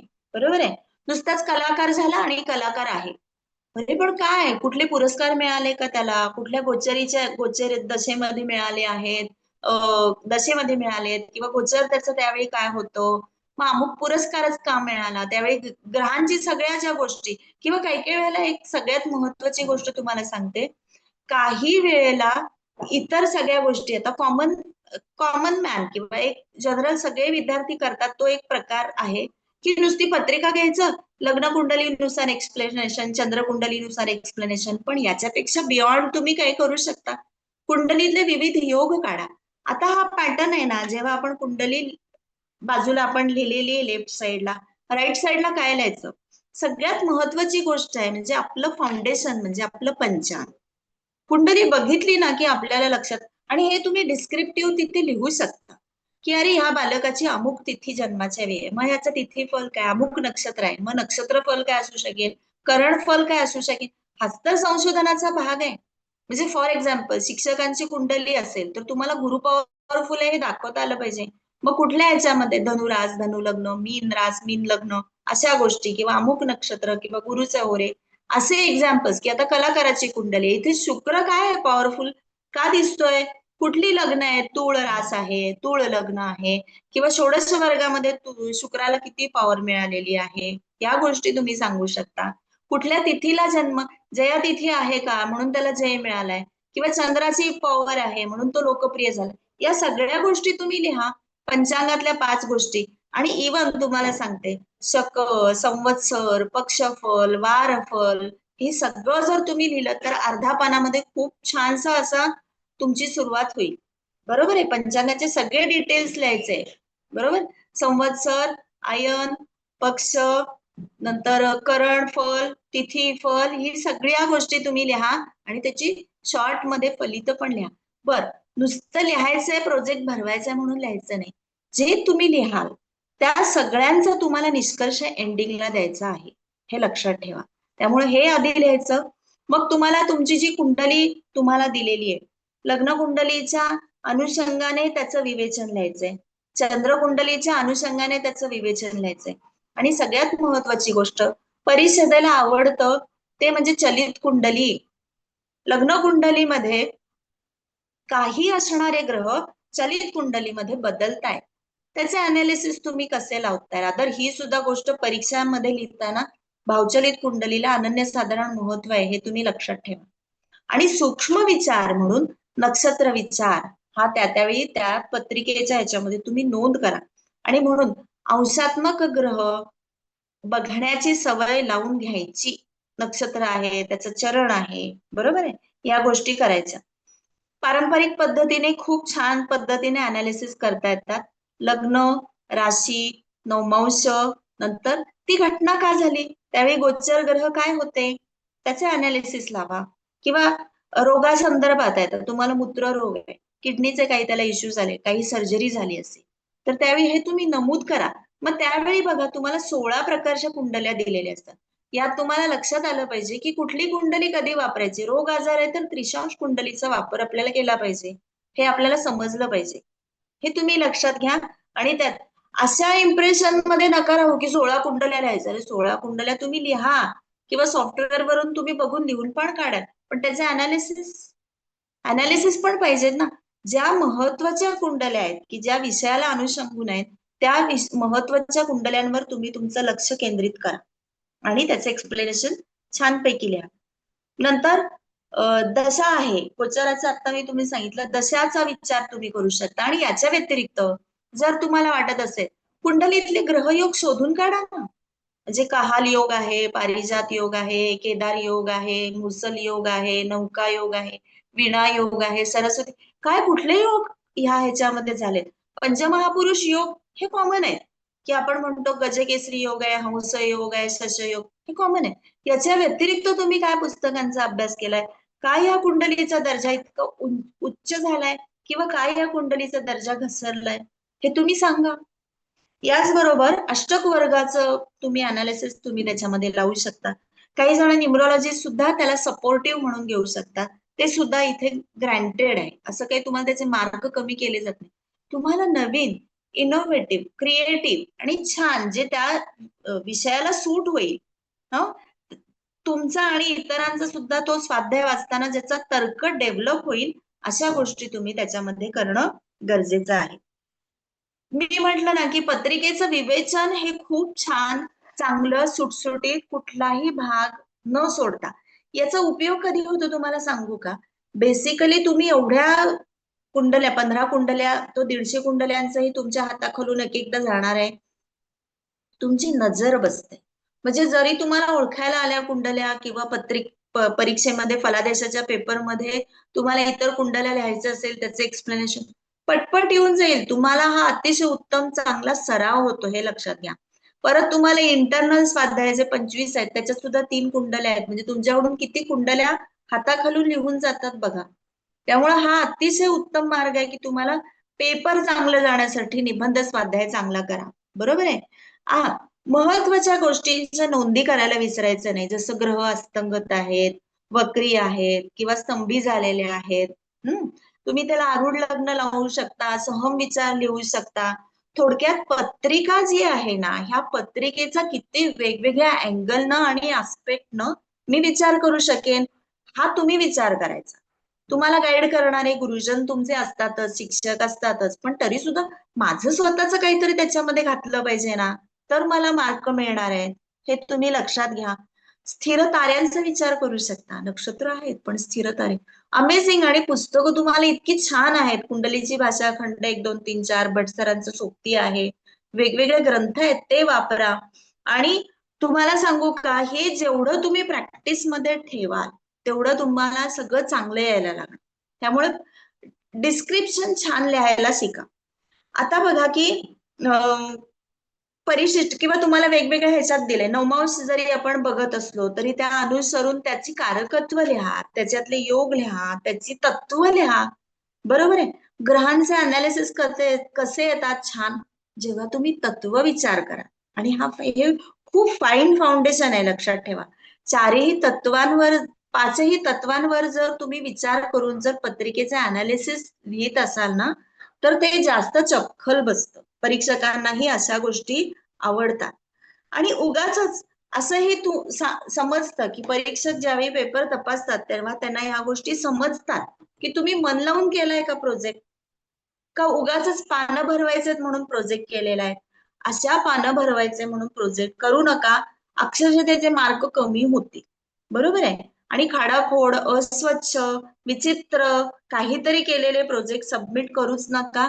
स्वतः आधी त्याच्यावर मनन चिंतन करा, संदर्भ ग्रंथ वाचा, संस्कृत श्लोक लिहा, त्याचे ऍडेड मार्क नक्कीच मिळतात. हा अगदी अश्युरन्स आहे की तुम्ही बघा, तुम्हाला हे समजेल. किंवा कुठल्या काय काय ह्याचा संदर्भ केलाय, तुम्ही पत्रिका विवेचन करताना सुद्धा तिथे लिहू शकता की हा रेफरन्स कुठून आलाय किंवा मला हा श्लोक इथे. नॉट नेसेसरी की एकाच वेळी तुम्ही सगळे श्लोक पटपट पटपट लिहिले. असं नाहीये. तुम्ही पत्रिका सोडवताना तुम्हाला त्याचा संदर्भ द्यावासा वाटला तर तो प्राधान्यक्रमाने विचारात घेतला जाईल. क्रमवारी लक्षात ठेवा की ही जी सुटसुटीतपणा आहे की अनुक्रमणिक, पहिल्या पेपरवर काय लिहायला लागेल, महाराष्ट्र ज्योतिष परिषद आणि तुमचा परीक्षार्थी क्रमांक हे लिहा, अनुक्रमणिका लिहा, प्रस्तावना लिहा, मनोगत लिहा, ज्योतिषीय नियम लिहा. बरोबर आहे. आणि असं करू नका की हा प्रोजेक्ट आहे माझा आणि मग इथे लगेचच मी सुरू केलं पहिल्या पानावर. नको, जाऊ देत, एक पान कोरं राहू दे आणि मग तुम्ही महाराष्ट्र ज्योतिष परिषद परीक्षार्थी क्रमांक असं लिहा आणि मग आपण पुढे जाऊ. मग तुम्ही अनुक्रमणिका लिहा, मग मनोगत, मग प्रस्तावना, मग ज्योतिषीय नियम, मग तुमच्या ओरिजिनल कुंडल्या, मग निष्कर्ष, मग उपसंहार, असं एंडिंगला येणार आहेत या गोष्टी. ओके, थोडासा सिक्वेन्स ठेवा आणि इथे कंजूसगिरी बाळगायचं कारण नाहीये. वन टाइमच तुम्हाला तेवढे पेपर द्यायचे आहेत, त्यामुळे व्यवस्थित चांगले पांढरे शुभ्र पेपर आणा. काही जण म्हणतात की घरातलेच आहेत, असे वापरून चालत नाही, वहीतले कुठले तरी काढलेतली, अशा गोष्टी चालणार नाहीत, हे लक्षात ठेवा. निबंधामध्ये जशी तुम्ही प्रस्तावना लिहिताय, चांगली प्रस्तावना लिहिल्या किंवा प्रास्ताविक छान केलंय आणि ते सगळं नमूद केलंय आपण, पण तेवढाच उपयोग किंवा तितकंच ज्याला तेवढं सुरुवातीला जेवढं महत्व आहे तेवढंच हे जे आता तुमची 60 पानं लिहून झाली की नाही पत्रिकेची, प्रत्येकी 4 पानं आपण धरली आणि इथपर्यंत आपण आलो, तर शेवटी आपल्याला निष्कर्ष, उपसंहार या गोष्टी करायच्या. मग हे कसं आहे की याला महत्व आहे की तुम्ही ऍबस्ट्रॅक्ट काय काढताय. म्हणजे मी आतापर्यंत ह्या सगळ्या कुंडल्या लिहिलेल्या आहेत, पण याच्यातनं मला सार काय मिळालंय. ओके, की किती जणांचं करण हे होतं किंवा किती जणांची ही तत्व असणारे हे लोक आहेत. कलाकार लोकांच्या याच्यामध्ये जलतत्व अधिक असणार आहे की नाही. सेंटिमेंट्स आहेत, इमोशन्स आहेत, भावना आहेत, एक्सप्रेस करतायत हे लोक. मग हा तत्व विचार मांडू शकताय की नाही तुम्ही. अर्थात तो विषय वेगळा आहे, तो त्या विषयाला अनुषंगाने, पण हे तुम्ही जेव्हा निष्कर्ष काढाल त्यावेळी ह्या गोष्टी लक्षात घ्या. निष्कर्ष काढताना मनाने नाही, ज्योतिषीय आधार घ्या, हे बघा. आणि कधी कधी अशा गोष्टी आहेत बघा, चुकीच्या काहीतरी गोष्टी तिथे अनालिसिस म्हणून देऊ नका. एक लक्षात ठेवा, तुमचा हा जो सबमिशन आहे, ह्या सबमिशनवर अनेक पुढचे विद्यार्थी तुमच्या प्रोजेक्टवर अभ्यासही करू शकतात. जसं की आता माझ्या संस्थेच्या विद्यार्थ्यांनी माझ्याकडे त्यांचे प्रोजेक्ट सबमिट केले, तर मी पुढच्या वर्षीच्या विद्यार्थ्यांना ते दाखवणार ना. म्हणजे तुम्हाला समजलं पाहिजे की आपल्या प्रोजेक्टवरून कुठलाही चुकीचा मेसेज गेला नाही पाहिजे. हे किती छान आहे किंवा हे किती क्रिएटिव्ह आहे. तर्काला ज्योतिषशास्त्रामध्ये जबरदस्त वाव आहे आणि इथे सगळ्यात तुमची महत्वाची गोष्ट काय आहे, तर तर्काची साखळी निवांतपणे तुम्हाला जोडता येते. वेळेची घाई नाही, गडबड नाही, कुणी तुम्हाला पेपर घेऊन जायला बसलेले नाहीयेत, झालं का नाहीये, इकडे बेल रिंग झाली आणि आता काय करू, काही नाही, निवांत छानपणे लिहा आणि भरपूर मार्क मिळवा, असं आहे. तर हा कुंडली संग्रह जो आहे ना, ह्याच्यामध्ये एक अजून अर्थ आहे की मॅक्झिमम तुम्ही किती वर्ष ह्या शास्त्राचा अभ्यास करताय. 4 ते 5 वर्ष निदान शास्त्रीय होण्याच्या आधी तुमचा अभ्यास करायला पाहिजे, हे एक अपेक्षित असतं. तेव्हाच तुमची नजर त्या पत्रिकेवर बसते आणि याला अनुषंगाने परत 150 कुंडल्यांचा तुम्हाला स्वाध्याय दिलेला आहे. सगळ्याच गोष्टी ज्या आहेत या व्यवस्थित करायच्या आहेत. तुम्हाला एक वर्गीकरण मूल्यांकनाचं चार्ट पण मिळेल, पण समहाऊ आत्ता आहे. ऍक्च्युली हे माझं पुस्तक आहे बघा, 2022 ते 27 पर्यंतचे सगळे पेपर सोडवलेले आहेत, आधीचे पण आहेत 2011 ते 20 पर्यंत. तर या पुस्तकामध्ये मी निबंध स्वाध्याय कसा सोडवावा हे पण घेतलेलं आहे, त्याच्यामध्ये सराव पेपर पण आहे. ओके, तर इंटरनल स्वाध्याय जो 25 मार्काचा आहे तो घरचा स्वाध्याय आणि 75 मार्काचा आहे तो निबंध स्वाध्याय. याचं मूल्यांकन कसं केलंय म्हणजे तुम्हाला हे समजलं पाहिजे की परीक्षक मला ह्याला किती मार्क देणार आहेत, प्रस्तावनेला मला अमुक एवढे मार्क आहेत आणि मी उगाच त्याच्यासाठी 50 पानं लिहित बसले तर इट इज नॉट वर्थ, हे आधी लक्षात ठेवा. तर हे बघा, विषयाची जी मांडणी आहे म्हणजे प्रस्तावना, विषय तुम्ही कुठला निवडलाय आणि त्याची माहिती, याच्यासाठी तुम्हाला 5 मार्क दिलेले आहेत. मग तुम्ही त्याच्यासाठी 10 पानं खर्च करणार आहात का? नाही करायचे. तुम्ही 10 पानं जरी लिहिले तर तुम्हाला 5 पैकी किती 4, फार फार तर 4.5 मार्क मिळू शकतात. खूप छान लिहिले तर. असं हे लँग्वेजचे जे पेपर असतात ह्याच्यामध्ये असे पैकीच्या पैकी मार्क सगळ्या ह्याच्यात मिळत नसतात, हे लक्षात ठेवा. म्हणून तुम्हाला सांगते की ज्यांना 73, 72 असे मार्क मिळाले त्यांचे प्रोजेक्ट किती छान असतील हा तुम्ही आधी विचार करा. व्हिज्युअलाइज करा की मला असा प्रोजेक्ट करायचा. तर विषयाची मांडणी, प्रस्तावना, निवड याला 5 मार्क आहेत. ज्योतिषीय तत्वे तुम्ही किती अभ्यास केलाय आणि तत्वांचा विचार करून ते नियम तुम्ही नमूद केलेत की नाही, याला 10 मार्क आहेत. बघा ह्याला मार्क अधिक आहेत. मग तुम्ही हे व्यवस्थित लिहा आणि त्याचं एक्सप्लेनेशन नीट लिहा, कुठून कुठून तुम्ही घेतलाय आणि हे नियम आतमध्ये कसे लागू होणार आहेत पत्रिकेला हे तुम्ही नमूद करा. याच्यासाठी तब्बल 10 मार्क तुम्हाला दिलेले आहेत.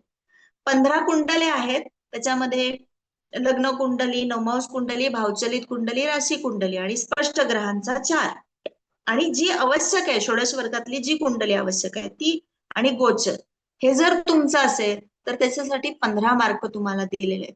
हे अगदी विचारात घ्या, बरोबर आहे. कुंडलीचं विवेचन करत असताना आपल्याला जुन्या ग्रंथांचा आधार घेतलाय का, याच्यासाठी तुम्हाला 25 मार्क दिलेले आहेत.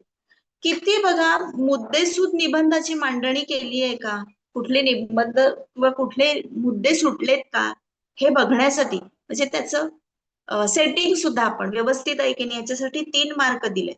नवीन कुठला विचार तुम्ही मांडलाय का, एखादं संशोधन किंवा मला ही गोष्ट इथे पटलीये किंवा ही ह्याच्यापेक्षा अजून छान होऊ शकते किंवा असू शकेल, हे तुम्ही कशात घेऊ शकता. नवीन संशोधन किंवा विचार याच्यासाठी तुम्हाला 8 मार्क दिलेले आहेत. तर तुम्ही हे लिहायचंय ओके की मला ह्याच्यात काय वाटलं किंवा मी काय वेगळा विचार सगळ्यांनी केलंय, त्याला असं आपण म्हणतो ना मेंढरांसारखं सगळे एकत्रच करतायत म्हणून आपण त्यातच करतोय, अशी गोष्ट करायची नाही. हा सगळ्यांच्या पेक्षा वेगळं मला काय देता येईल हा तुम्ही तिथे विचार मांडा. याच्यासाठी तब्बल 8 मार्क आहेत. परिशिष्ट आणि संदर्भ सूची याच्यासाठी तुम्हाला 4 मार्क दिलेले आहेत आणि समारोप आणि निष्कर्ष याच्यासाठी तुम्हाला 5 मार्क आहेत. ह्याला म्हणायचं वर्गीकरण मूल्यांकन. असं करून तुम्हाला 75 मार्काचा हा निबंध स्वाध्याय आहे. त्या दृष्टीने तुम्ही स्वाध्याय सोडवा. ओके. आता जर खऱ्या अर्थाने ऍज अ स्टुडंट म्हणून जर तुम्हाला मला सांगायचं असेल की विद्यार्थ्यांनी काय बाबा याच्यातनं अगदी करायला पाहिजे, तर निबंधाची मांडणी जी करायची आता ती एक प्रिसाइजली सांगते, पटकन सांगते म्हणजे तुम्हाला अजून लक्षात येईल. अनुक्रमणिका करावी, प्रकरण पहिलं, पान क्रमांक त्याच्यात आहेत. त्याच्यानंतर प्रस्तावना करावी, त्यात सगळ्या ह्याच्यामधले प्रत्येक ह्याच्यातले 1 ऑफ 1 असंही चालतात हा अनुक्रमणिका. एक मधला एक मुद्दा, एक मधला दुसरा मुद्दा, एक मधला तिसरा, अशाही गोष्टी तुम्ही प्रस्तावनेमध्ये किंवा अनुक्रमणिकेमध्ये टाकू शकता. आपण ज्या ग्रंथांचा आधार घेणार आहोत ते एका पानावर संक्षिप्त सूची करायची आणि ते लिहायचं. उदाहरणार्थ जातक पारिजात, अध्याय क्रमांक डॅश डॅश, श्लोक क्रमांक डॅश डॅश. ओके, हे असं तुम्ही लिहायचंय. मग प्रकरण पहिलं आहे म्हणजे प्रस्तावना. प्रस्तावनेमध्ये काय, ज्योतिषशास्त्राची ओळख, म्हणजे तुम्ही आधी ग्रंथ किती वाचलेत किंवा तुम्ही याच्यामध्ये जेव्हा आलात त्यावेळी तुम्हाला का तुम्ही प्रेमात पडलात या शास्त्राच्या, तर हे सगळं लिहा. नंतर ग्रह भाव विचार, काय पत्रिका सोडवतोय म्हणजे आपण इनिशियली कशाचा अधिक विचार करणार आहोत ते बघा. आता आपण असं विचार करू की फॉर एक्झाम्पल नॉन एस्ट्रोलॉजर आहे, एखादी व्यक्ती ज्योतिष या क्षेत्रात नाहीच आहे आणि त्या व्यक्तीच्या हातात आपला निबंध स्वाध्याय पडला तर त्याला उत्सुकता वाटली पाहिजे की अरे it is a great science, आपण हे करूया, किती छान आहे. हे सगळे भावविचार इनिशियली जे असतात ना, राशी भावविचार किंवा ह्या विषयाची मी निवड का केली हे प्रस्तावनेमध्ये द्या. किंवा आता बघा मूत्रविकार आहे किंवा कलाकारांचं सुद्धा आयुष्य खूप छान आणि सोपं नाही. आता ती शुभंकरच्या ह्याच्यातली मी ती सुनंदा शर्माची एक पॉडकास्ट मी बघितलं, इतकं अमेझिंग आहे ना, तुम्ही पण बघा. एक कलाकार म्हणून तिला येणारे स्ट्रगल किंवा अशा गोष्टी, एखादी सेलिब्रिटीची पत्रिका तुम्ही अशी टाकू शकता, या व्यक्तीनं काय आयुष्यामध्ये केल्यात गोष्टी, आणि अशा लोकांच्या ओपन असतात गोष्टी अनेक वेळा. आता अमिताभ बच्चन, आता हे तर खूप झालं, पण त्यांचे सगळे आपल्याला माहितीये कुठल्या साली कोणता मूवी आला, तो हिट झाला का, तो नायिका झाला, असे तुम्ही घेऊ शकता. तर हे त्या सगळ्याच्या गोष्टी ज्या आहेत ना ह्या तुम्ही चांगलं काय आणि वाईट काय या दोन्हीवर तुम्ही प्रकाश टाकणं गरजेचं आहे. दुसऱ्या प्रकरणामध्ये विचार काय कराल, ज्योतिषीय तत्व आणि नियम. ही तत्व मी तुम्हाला सांगितली, कुठली आपली तत्वाची जोडणी करायची आणि ती तिथे लिहून ठेवायची, नोंद करायची की अरे हे मी पुढे सांगतोय, हे मी आत वापरणार आहे, असा त्याचा अर्थ आहे पत्रिका लिहायच्या आधी. ओके, हा विषय आहे, त्याला अनुसरून ज्योतिषीय नियम सुद्धा तुम्हाला घालणं गरजेचं आहे. आणि त्या विषयाची मांडणी कशी मी केलीये, परीक्षक आधी बघणार की तुम्ही आत काय लिहिलंय. म्हणजे मला जर आता मी जर म्हटलं की मला पेपर तपासायला आले, तर मी आधी बघणार की अरे यांनी काय केलंय, हे मी सुरुवातीचं वाचणार आणि मग मी पुढे जाणार. जसं आपण एखादं पुस्तक वाचतो बघा, पुस्तकाचा अभ्यास आपण किंवा वाचनाचं कसं करतो, सुरुवातीच्या आधी मनोगत प्रस्तावना वाचतो, साधारण बघतो की हा हे पुस्तक वर्थ आहे का, आणि मग आपण घेतो है ना, किंवा वाचतो. तसंच आहे हे तुमचं पण लक्षात ठेवा. प्रकरण तिसरं, मग त्याच्यामध्ये तुमचा कलाकार विषय किंवा मेडिकली इश्यूज जे आहेत ती आता पत्रिका आहे. त्याच्यामध्ये वैदिक जर तुम्ही मूत्रविकार वगैरे घेतला असेल तर वैदिक विज्ञान किंवा त्या शास्त्राची ओळख तुम्ही देऊ शकता. ग्रह आणि धातूचे परिणाम लिहू शकता. ग्रह त्याचे संबंध ह्याचे परिणाम लिहू शकता. भाव आणि भावाशी निगडीत संबंध, राशीचा त्याच्याशी संबंध लिहू शकता. ग्रह, भाव आणि राशी याचा एकमेकांशी काय कनेक्शन येतं, म्हणजे त्याला आपण म्हणू की वेगवेगळे एकमेकांवर परिणाम किंवा युतियोग हा विचार, दशा आणि त्याची फलिताची माहिती, आणि मुख्य म्हणजे वर्ग कुंडली. हे बघा, पारंपरिक कुंडलीमध्ये जे सगळं दिलंय ना आपल्याला, त्या सगळ्यावर प्रकाश टाकायचा आहे आपल्याला. आता महत्वाच्या गोष्टी, आपण सगळं गणित शिकतो, पण गणित शिकतो पण अप्लाय कुठे करताय तुम्ही, तर इथे करा. जर तुम्हाला असं वाटत असेल की पत्रिकेच्या ह्याच्यामध्ये मला बाधकेश दिसतोय, मांदी दिसतीये, किंवा मारकेश कोण आहे, किंवा गुलिक किंवा अप्रकाशित ग्रहांचं मला इथे काही नमूद करायचंय का, तर हो, यू आर वेलकम, तुम्ही ते अगदीच छानपैकी करू शकता. बरोबर आहे. त्या बघा, ह्याच्यामध्ये परत ह्याच्यामध्ये जर बघितलं तर त्या ग्रह आणि भावाने निर्माण केलेले योग, नक्षत्र गोचर टाकू शकता. नक्षत्र गोचर, जन्म, संपत, विपत, क्षेम, प्रत्यय, साधक, ह्या गोष्टी काल निर्णयासाठी दशा टाकू शकता. अष्टक वर्ग विचार तुम्ही घेऊ शकता. आणि हे सगळं करत असताना संदर्भ, श्लोक आणि ग्रंथ विसरायचे नाहीत. कालचक्राच्या दशा माहिती असतील तर तोही उल्लेख करू शकता. कारकांश कुंडलीचा उपयोग तुम्ही करू शकता. ओके, तर हे जेमिनी आणि पारंपरिक गोज हँड इन हँड, असं काही फार त्याच्यामध्ये फरक नाहीये.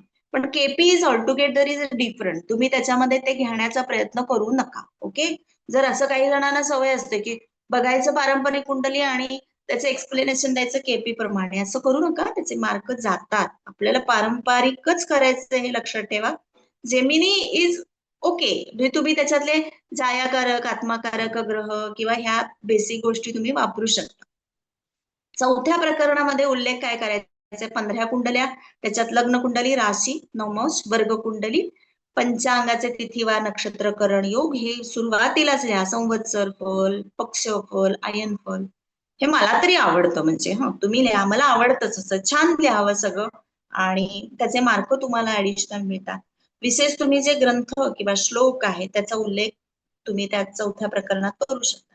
5वं प्रकरण आहे, एंडिंगचं जे प्रकरण आहे ते म्हणजे नवीन काय शोधलंय तुम्ही, परिशिष्ट, नियम, चार्ट, ह्याच्यातलं ऍब्स्ट्रॅक्ट. म्हणजे काही काही वेळेला असंही असतं बघा की अमुक टक्के असंही काढणारे लोक असते. 100 पैकी मला 20% हे आढळलं, 100 पैकी मला 5% हे आढळलं, की म्हणजे कुठल्या गोष्टी आहेत की म्हणजे योगाची ही फलित मिळाली 100 पैकी 5%.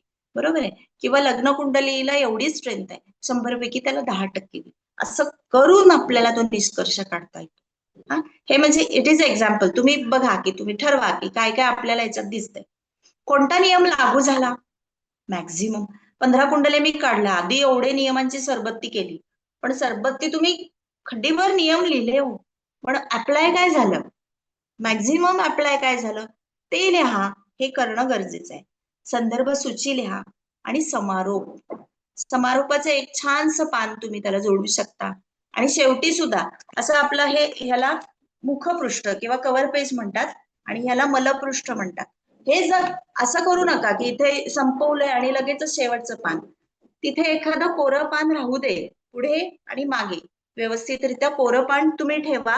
आणि सांगितले त्या पद्धतीने डाव्या बाजूला कुंड लिहा आणि उजव्या बाजूला एक्सप्लेनेशन. एवढं आहे. तुम्ही जर निबंध स्वाध्याय व्यवस्थित सोडवला ना तर आय बेट की तुमचे मार्क कोणीही कापू शकणार नाही. परिषदेला असं कधीच वाटत नाही की करूया चला नापास मुलांना त्यांची दाखवतोच, त्यांची जिरवतोच, अजिबात कधी वाटत नाही. त्यांना असं वाटत असतं की मॅक्झिमम तुमचा अभ्यास चांगला, तुम्ही खूप अभ्यास करावा आणि मोठं व्हावं. कारण शास्त्र वृद्धिंगत करणारे लोक किंवा शास्त्राचा प्रचार प्रसार करणारे लोक परिषदेलाही हवे असतात, संशोधन करणारे लोक परिषदेला हवे असतात. आणि आपण कोणाला काय हवं यापेक्षा मी शास्त्राशी किती बांधील आहे आणि मी हे शास्त्र मोठं होईल याच्यासाठी विचार कसा करू शकेल, या ह्यानं जर तुम्ही गेलात तर तुमचे मार्क हे छानच मिळणार तुम्हाला.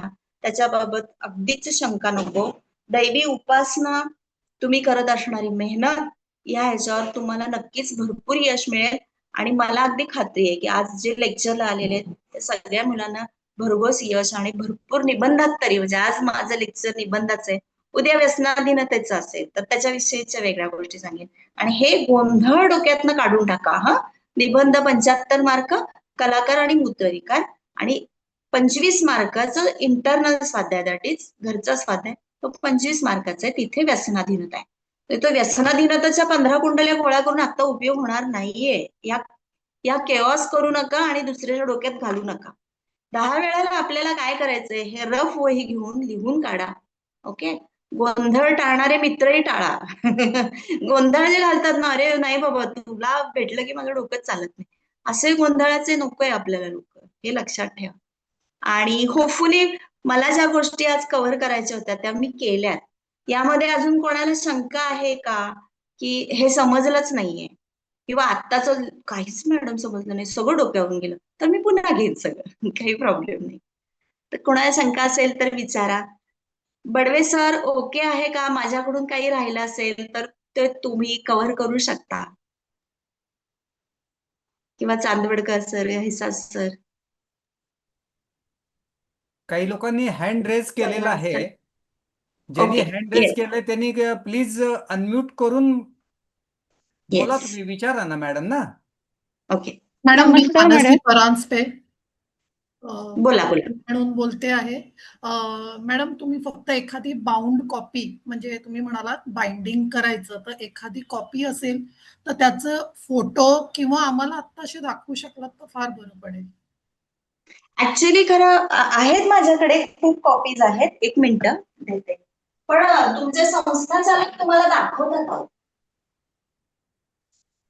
हे बघा, हे असे असते.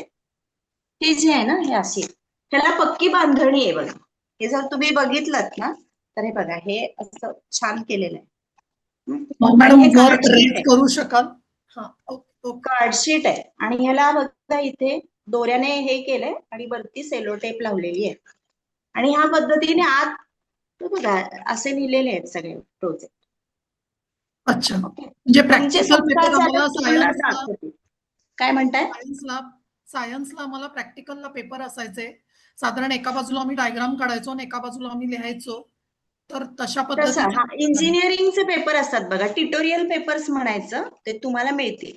आणि असं छान करू शकता, मार्जिन वगैरे त्याला मांडू शकता, चांगल्या गोष्टी लिहू शकता. बरोबर आहे. हे बघा आता इथे कसं रंगीत लिहिलेलं आहे, चालतो. तुम्ही ह्याच्यात राहू नका की काय रंग बदलला की माझे मार्क कमी होईल का, तर असं काही होत नाही. ओके. आणि प्रत्येक पानावर नंबर घाला, महत्वाचं, कारण ते नंबर तुम्हाला अनुक्रमणिकेत घ्यायचे. ओके. येस. लाल रंगाचं पेन वापरायचं नाही असं तुम्ही म्हणाला. लाल व्यतिरिक्त तुम्ही हिरवं म्हणा किंवा हायलायटर म्हणा. म्हणजे लाल म्हणजे लिहिण्यासाठी सगळंच तुम्ही प्रोजेक्ट लाल पेनानं लिहून नका तसं करू, असं मी म्हंटल. जे मेन रायटिंग आहे ना ते काळं निळं चालेल. निळं प्रिफरेबल आहे. Topic okay. टॉपिक लिहिण्यासाठी फक्त जर लाल किंवा चालू हिरव्या शकतं, पेनचा लाल गुलाबी चालू शकतो. नाही तर सगळ्याच तुम्ही प्रोजेक्ट जर लाल मध्ये तसं करू नका. लाल आणि हिरवा वापरूच नका. लाल हिरवा हे परीक्षकांसाठी लिहिण्यासाठी आहे, त्याच्यामुळे लाल आणि हिरवा वापरायचा नाही. मॅक्झिमम ते कमीच वापरा, किंवा गुलाबी वापरा किंवा हायलाइट करा. तुमचं जे तुम्ही लिहिलंय ना हेडिंग ते हायलाइट करा. हे बघा असे हायलायटर असतात. हो मॅम, माहिती आहे. असे हायलायटर तुम्ही हायलाइट करू शकता. हो, okay. Okay, thank you ma'am. Deepali Thackeray, आपण कुंडलीचं जे विचारा. पहिलं पेज आहे ते स्टँडर्ड फॉर्मॅटमध्ये मिळतं का? कोणतं पहिलं पेज? जिथे आपण नवमाश कुंडली, लग्न, चलित आणि ग्रहांचा मग ते दत्ता. तुम्हाला माहिती पत्रकात येणार ना. ओके. तुम्ही आता माहिती पत्रक मागवली आहेत ना, हो. त्याच्यामध्ये एक पेज असतं, त्याचे झेरॉक्स काढायचे आहेत तुम्हाला. ओके. सगळ्या स्टँडर्ड, सगळ्यांचे एकसारखेच असतात, कुणाचा बदल नाही. ओके, ते तुम्हाला येईल 8-10 दिवसात, ते येऊन पण जाईल तुम्हाला. त्यातलं ते परपरेशन असतं, तो फॉर्म काढायचा आणि त्याची झेरॉक्स काढायच्या. चांगल्या झेरॉक्स काढा, एक 20-25 काढून ठेवा. नमस्कार मॅडम, विद्या सुंदरे बोलतीये. हो. कलाकारांच्या मध्ये म्हणजे हार्मोनियम आणि गायक असं एका माणसाच्या दोन्ही त्याच्या अंगात कला आहेत. तर तशा चालू घेतल्या तर शकतात. चालतील का? चालू शकता. पण तो आजचा विषय नाही. कलाकारांचा जो विषय आहे त्याचं वेगळं लेक्चर होणार आहे. मूत्रविकारासाठी वेगळं लेक्चर होणार आहे. पण चालतात. 5-5चे चालतात. सेम तुम्ही केले तरी चालतील. हार्मोनियम, गायक, नर्तन चालू शकतात. नाही म्हणजे दोन्ही एकीकडे आहे. म्हणजे एकच माणसाला दोन्ही येतात. नाही झालं. गायनाचं पण आहे. पण तुम्ही एकाच पत्रिकेत तो उल्लेख करायचा आहे ना, फक्त त्याचे योग लावून दाखवा. बरं, हीच चालेल. पत्रिका डबल ह्याच्यात नाही लावता येणार. एकाच पत्रिकेत दोन्ही उल्लेख करा, की ह्याला गायन पण येतं, ह्याला नृत्य पण येतं, ह्याला हार्मोनियम पण येतो, ह्याला तबला पण येतो. Okay, okay okay, thank you. एकच पत्रिका राहणार, ती वेगळी नाही घ्यायची. अच्छा. ओके. दीपाली ठाकरे, आपण विचारा प्लीज. मॅडम, लेखन कला येऊ शकते का? मी तुम्हाला आता काय लेखन कला ही त्या कलाकारांच्या ह्याच्यामध्ये तुम्हाला लेक्चर्स मध्ये सांगतील, कारण तो आजचा माझा विषय नाही. तर मी आता सांगायला लागले ना, तर त्यांचंच लेक्चर आज पूर्ण होऊन जाईल. तो आपण त्यांच्यासाठी ठेवूया. तुमच्या ह्या शंका आहेत ना, त्या व्यक्तींना विचारा. ओके, आता बघा, 14 विद्या 64 कला, ह्यातल्या कला तुम्ही घेतल्या तरी चालतात. आणि तुम्हाला ते दिलेलं आहे, ग्रुपवर पाठवल्यात सगळ्या गोष्टी. ओके, पुढे अजून कोणाला विचारायचंय? हा मॅडम. मॅडम, मी Yes. उदय देशपांडे बोलतोय. हो, बोला. मॅडम, लोकल जे शिल्पकार असतात, लोकल शिल्पकार, तर त्यांच्या पत्रिका जमा केल्या ते चालतील का सगळ्या? त्याला नियम काय दिलाय आपल्याला? कमीत कमी 5 वर्ष तो करतोय का काम, किंवा तो वेल नोन आहे का, त्याच्याकडून खप होतोय का, चालतं. म्हणजे पारंपरिक त्यांचा व्यवसाय आहे तो, असा विषय आहे तो, मूर्ती चालेल. बनवणं वगैरे सगळं. हो हो, चालेल हो. का नाही चालणार? चालेल ना. Madam, thank you madam, thank you. मला काय म्हणायचंय, की मी जो आज विषय एक्सप्लेन केलाय ना, या विषयाशी निगडीत तुम्ही प्रश्न विचारा. आता काय झालं, मी जे एक्सप्लेन केलं ह्याच्या व्यतिरिक्त तुम्ही वेगळे प्रश्न विचारताय. हाच तर्क आहे ना, की तुम्ही ज्या ट्रॅकवर चाललो त्या ट्रॅकवर विषय विचारा. तुम्ही वेगळं विचारताय, असं नका करू. मॅडम, नमस्कार, मी दमयंती बोलते. मला जरा मी उशिराने बघितलं मेसेज, जॉईन तर केलं, पण माझं सुरुवातीचं मिस झालंय. तर तुम्ही असं तुम्हाला समराईज मिळेल, करू त्याची शकता का? लिंक मिळते, मिळेल तुम्हाला. अच्छा, ह्याचं रेकॉर्डिंग परिषदेच्या मिळेल ह्याच्यावर का? पण मिळतं आणि फेसबुकला पण लाईव्ह असेल तर मिळतं, आणि रेकॉर्डिंग आलं तर आम्ही फॉरवर्ड करतो तुम्हाला. हे रेकॉर्डिंग केलेलं आहे. Okay, okay madam, you will. चालेल तुम्ही काय त्याची काळजी करू नका, यू विल गेट इट. ठीक आहे मॅम, ठीक. नमस्कार मॅडम, मी डोकेकर बोलतेय. समराईज करा. एक विचारू मॅडम? येस. मॅडम, हे जे आपण आता 15 कुंडल्या लिहिणार आहोत, समजा कलाकारांच्या वगैरे घेतल्या, तर त्यांची नावं सगळं लिहायची का? Not necessary. श्री सौ लिहिलं, ABCD चालेल. लिहिलं, XYZ लिहिलं तरी चालतं. हो. काही आणि लोकांचं थोडक्यात असं असतं ना, की माझं नाव रिव्हील नाही होणार आहे तरच मी पत्रिका देईन. हो. मग आणि नाव नाही, थोडक्यात नाहीतर मग त्यांची रॅन्डम माहिती कुठलंही नाव टाकू लिहायची का, शकतो. फक्त कुंडलीतले योग, आणि थोडक्यात त्यांची माहिती लिहायची का, की बाबा त्यांनी असं असं हे सुरू केलं, की हो, मग लिहावी लिहायला लागेल ना. पाहिजे? जातकाची माहितीशिवाय आपण कसे काय अनालिसिस देणार? ओके. लिहावी लागेल. जातकाचा हा परिचय सुरुवातीलाच लिहायचा का आपण, अनालिसिस जो करतो त्याच पेजवर? पण खूप नाही, 4-5 लाईन, किंवा तुम्ही एक्सप्लेनेशन देता पण करू शकता ना, की याच्या या योगामुळे तो असा आहे, याच्या या योगामुळे तो. पण जातकाची माहिती असायला पाहिजे आधी. तर परीक्षकांना कळेल की कोण आहे, काय, एवढे त्याला पुरस्कार मिळाले किंवा एवढे. पण त्याच्यासाठी एक पान घालवू नका, छोटे शॉर्ट अँड प्रिसाइज करा, आणि मग ते अनालिसिस तुम्ही पुढे लावा, की हे याला का मिळालं, तर त्याच्यासाठी. ओके. मॅडम, संदर्भ ग्रंथ कोणते राहतील? तर आता बघा, की फॉर एक्झाम्पल तुम्हाला रोग आजारासाठी किंवा सगळ्याच ह्याच्यात जातक तत्व एक चांगलं आहे. फलदीपिका चांगलं आहे, पराशरींची पुस्तक चांगली आहे. काटवेंच्या पुस्तकात सुद्धा वेगवेगळे संस्कृत श्लोकांचा आधार आपल्याला मिळतो. अनेक पुस्तकं आहेत त्यातलं, म्हणून मी म्हटलं ना की तुम्ही पुण्यामध्ये राहत असाल तर नेर्लेकर बुक डेपो मध्ये एक चक्कर मारा, तर तुम्हाला तिथे अशी पुस्तकं छान मिळतात. तर तू नसाल पुण्याबाहेर असाल तर एकदा येऊन बघून जा. खूप पुस्तकं असतात की ज्यालाही रिलेट होतात. आणि हे कसं आहे माहितीये का, स्पेसिफिक एखादं पुस्तक मी सांगितलं पण त्याच्याशी निगडीत तिथे नियम असायला पाहिजेत, हे आपल्याला शोधावे लागतात. म्हणून तुम्हाला मी म्हणते की तुमच्या विषयाला अनुसरून कुठलं पुस्तक किंवा कुठला ग्रंथ आणि कुठले श्लोक ऍप्लिकेबल होतील हे धुंडाळायला लागेल आपल्याला. लक्षात आहे? म्हणजे हे मी नाव दिलंय मग ह्याच्यात हे मिळेल असं नाहीये, ते तुम्हाला शोधावं लागेल ना. म्हणून तर दिलाय हे अभ्यास तुम्हाला, निबंध स्वाध्याय. मॅडम गेल्या काही 5-10 वर्षात नवीन नवीन ज्योतिष लेखकांची पुस्तकं पण आली आहेत, मग ती संदर्भ म्हणून वापरले तरी चालतात? चालतात, पण त्याच्यात संस्कृत श्लोक जुने दिलेत का तर ते चालू शकतात. ओके. चालू शकतात.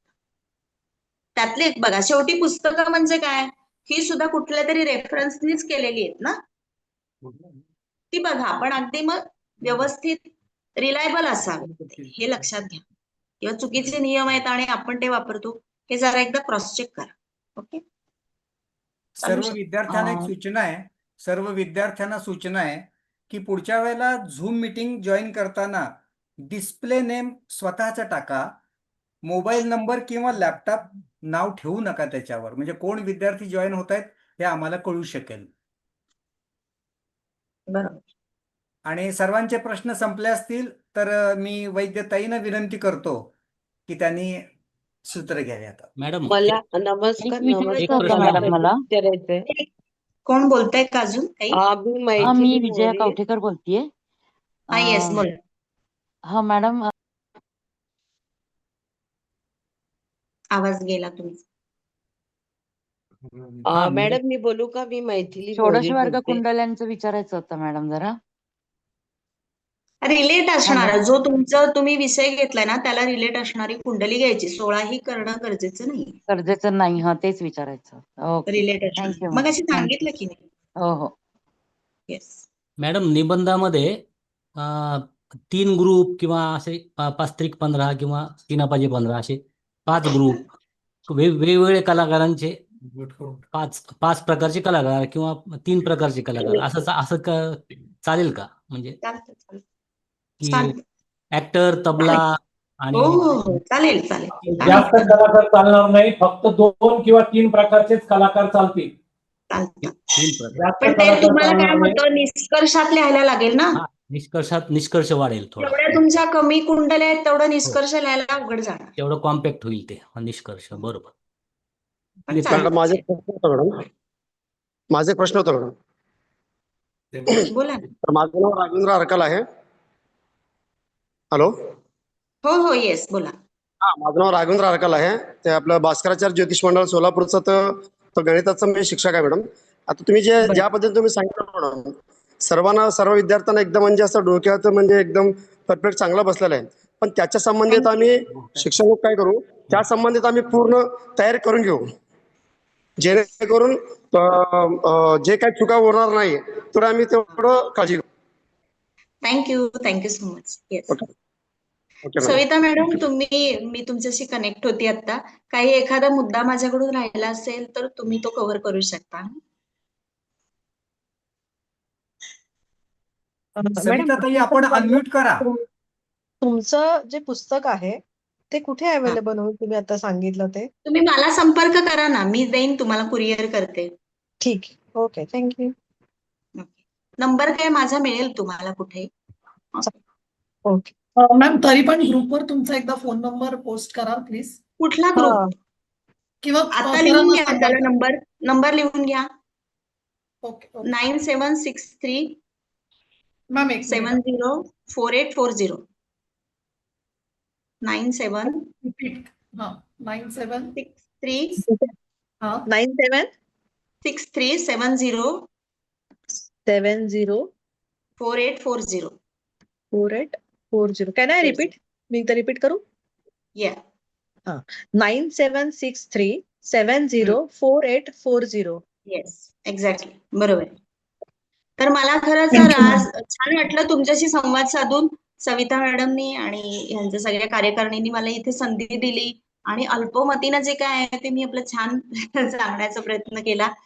परिषदेचे आणि अध्यक्षांचे, उपाध्यक्षांचे, सगळ्या कार्यकारिणीचे मी मनापासून आभार मानते आणि असाच लोभ असावा वारंवार अशी काहीतरी छोटा खारीचा वाटा उचलायला मिळाला तर आनंद वाटेल. उद्या अर्थात आपण परत भेटणारच आहोत.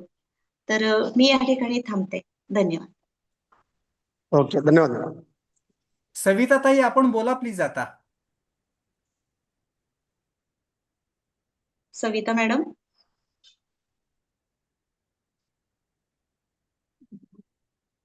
काय चाललंय? अनम्यूट करून बोला प्लीज.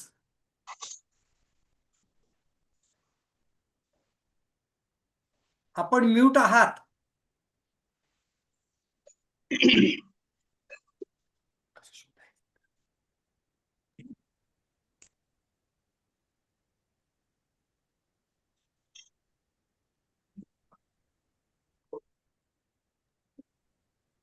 त्यांनीच वेट केलं.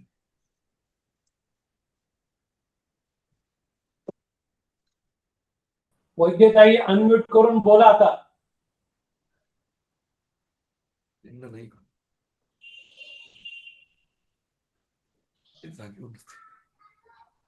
दिसत नाहीत.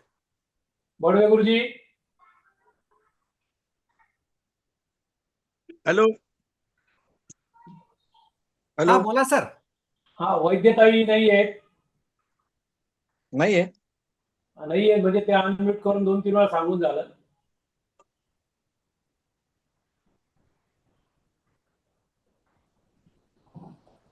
आभार व्यक्त करा आणि शांती मंत्र घ्या. हॅलो.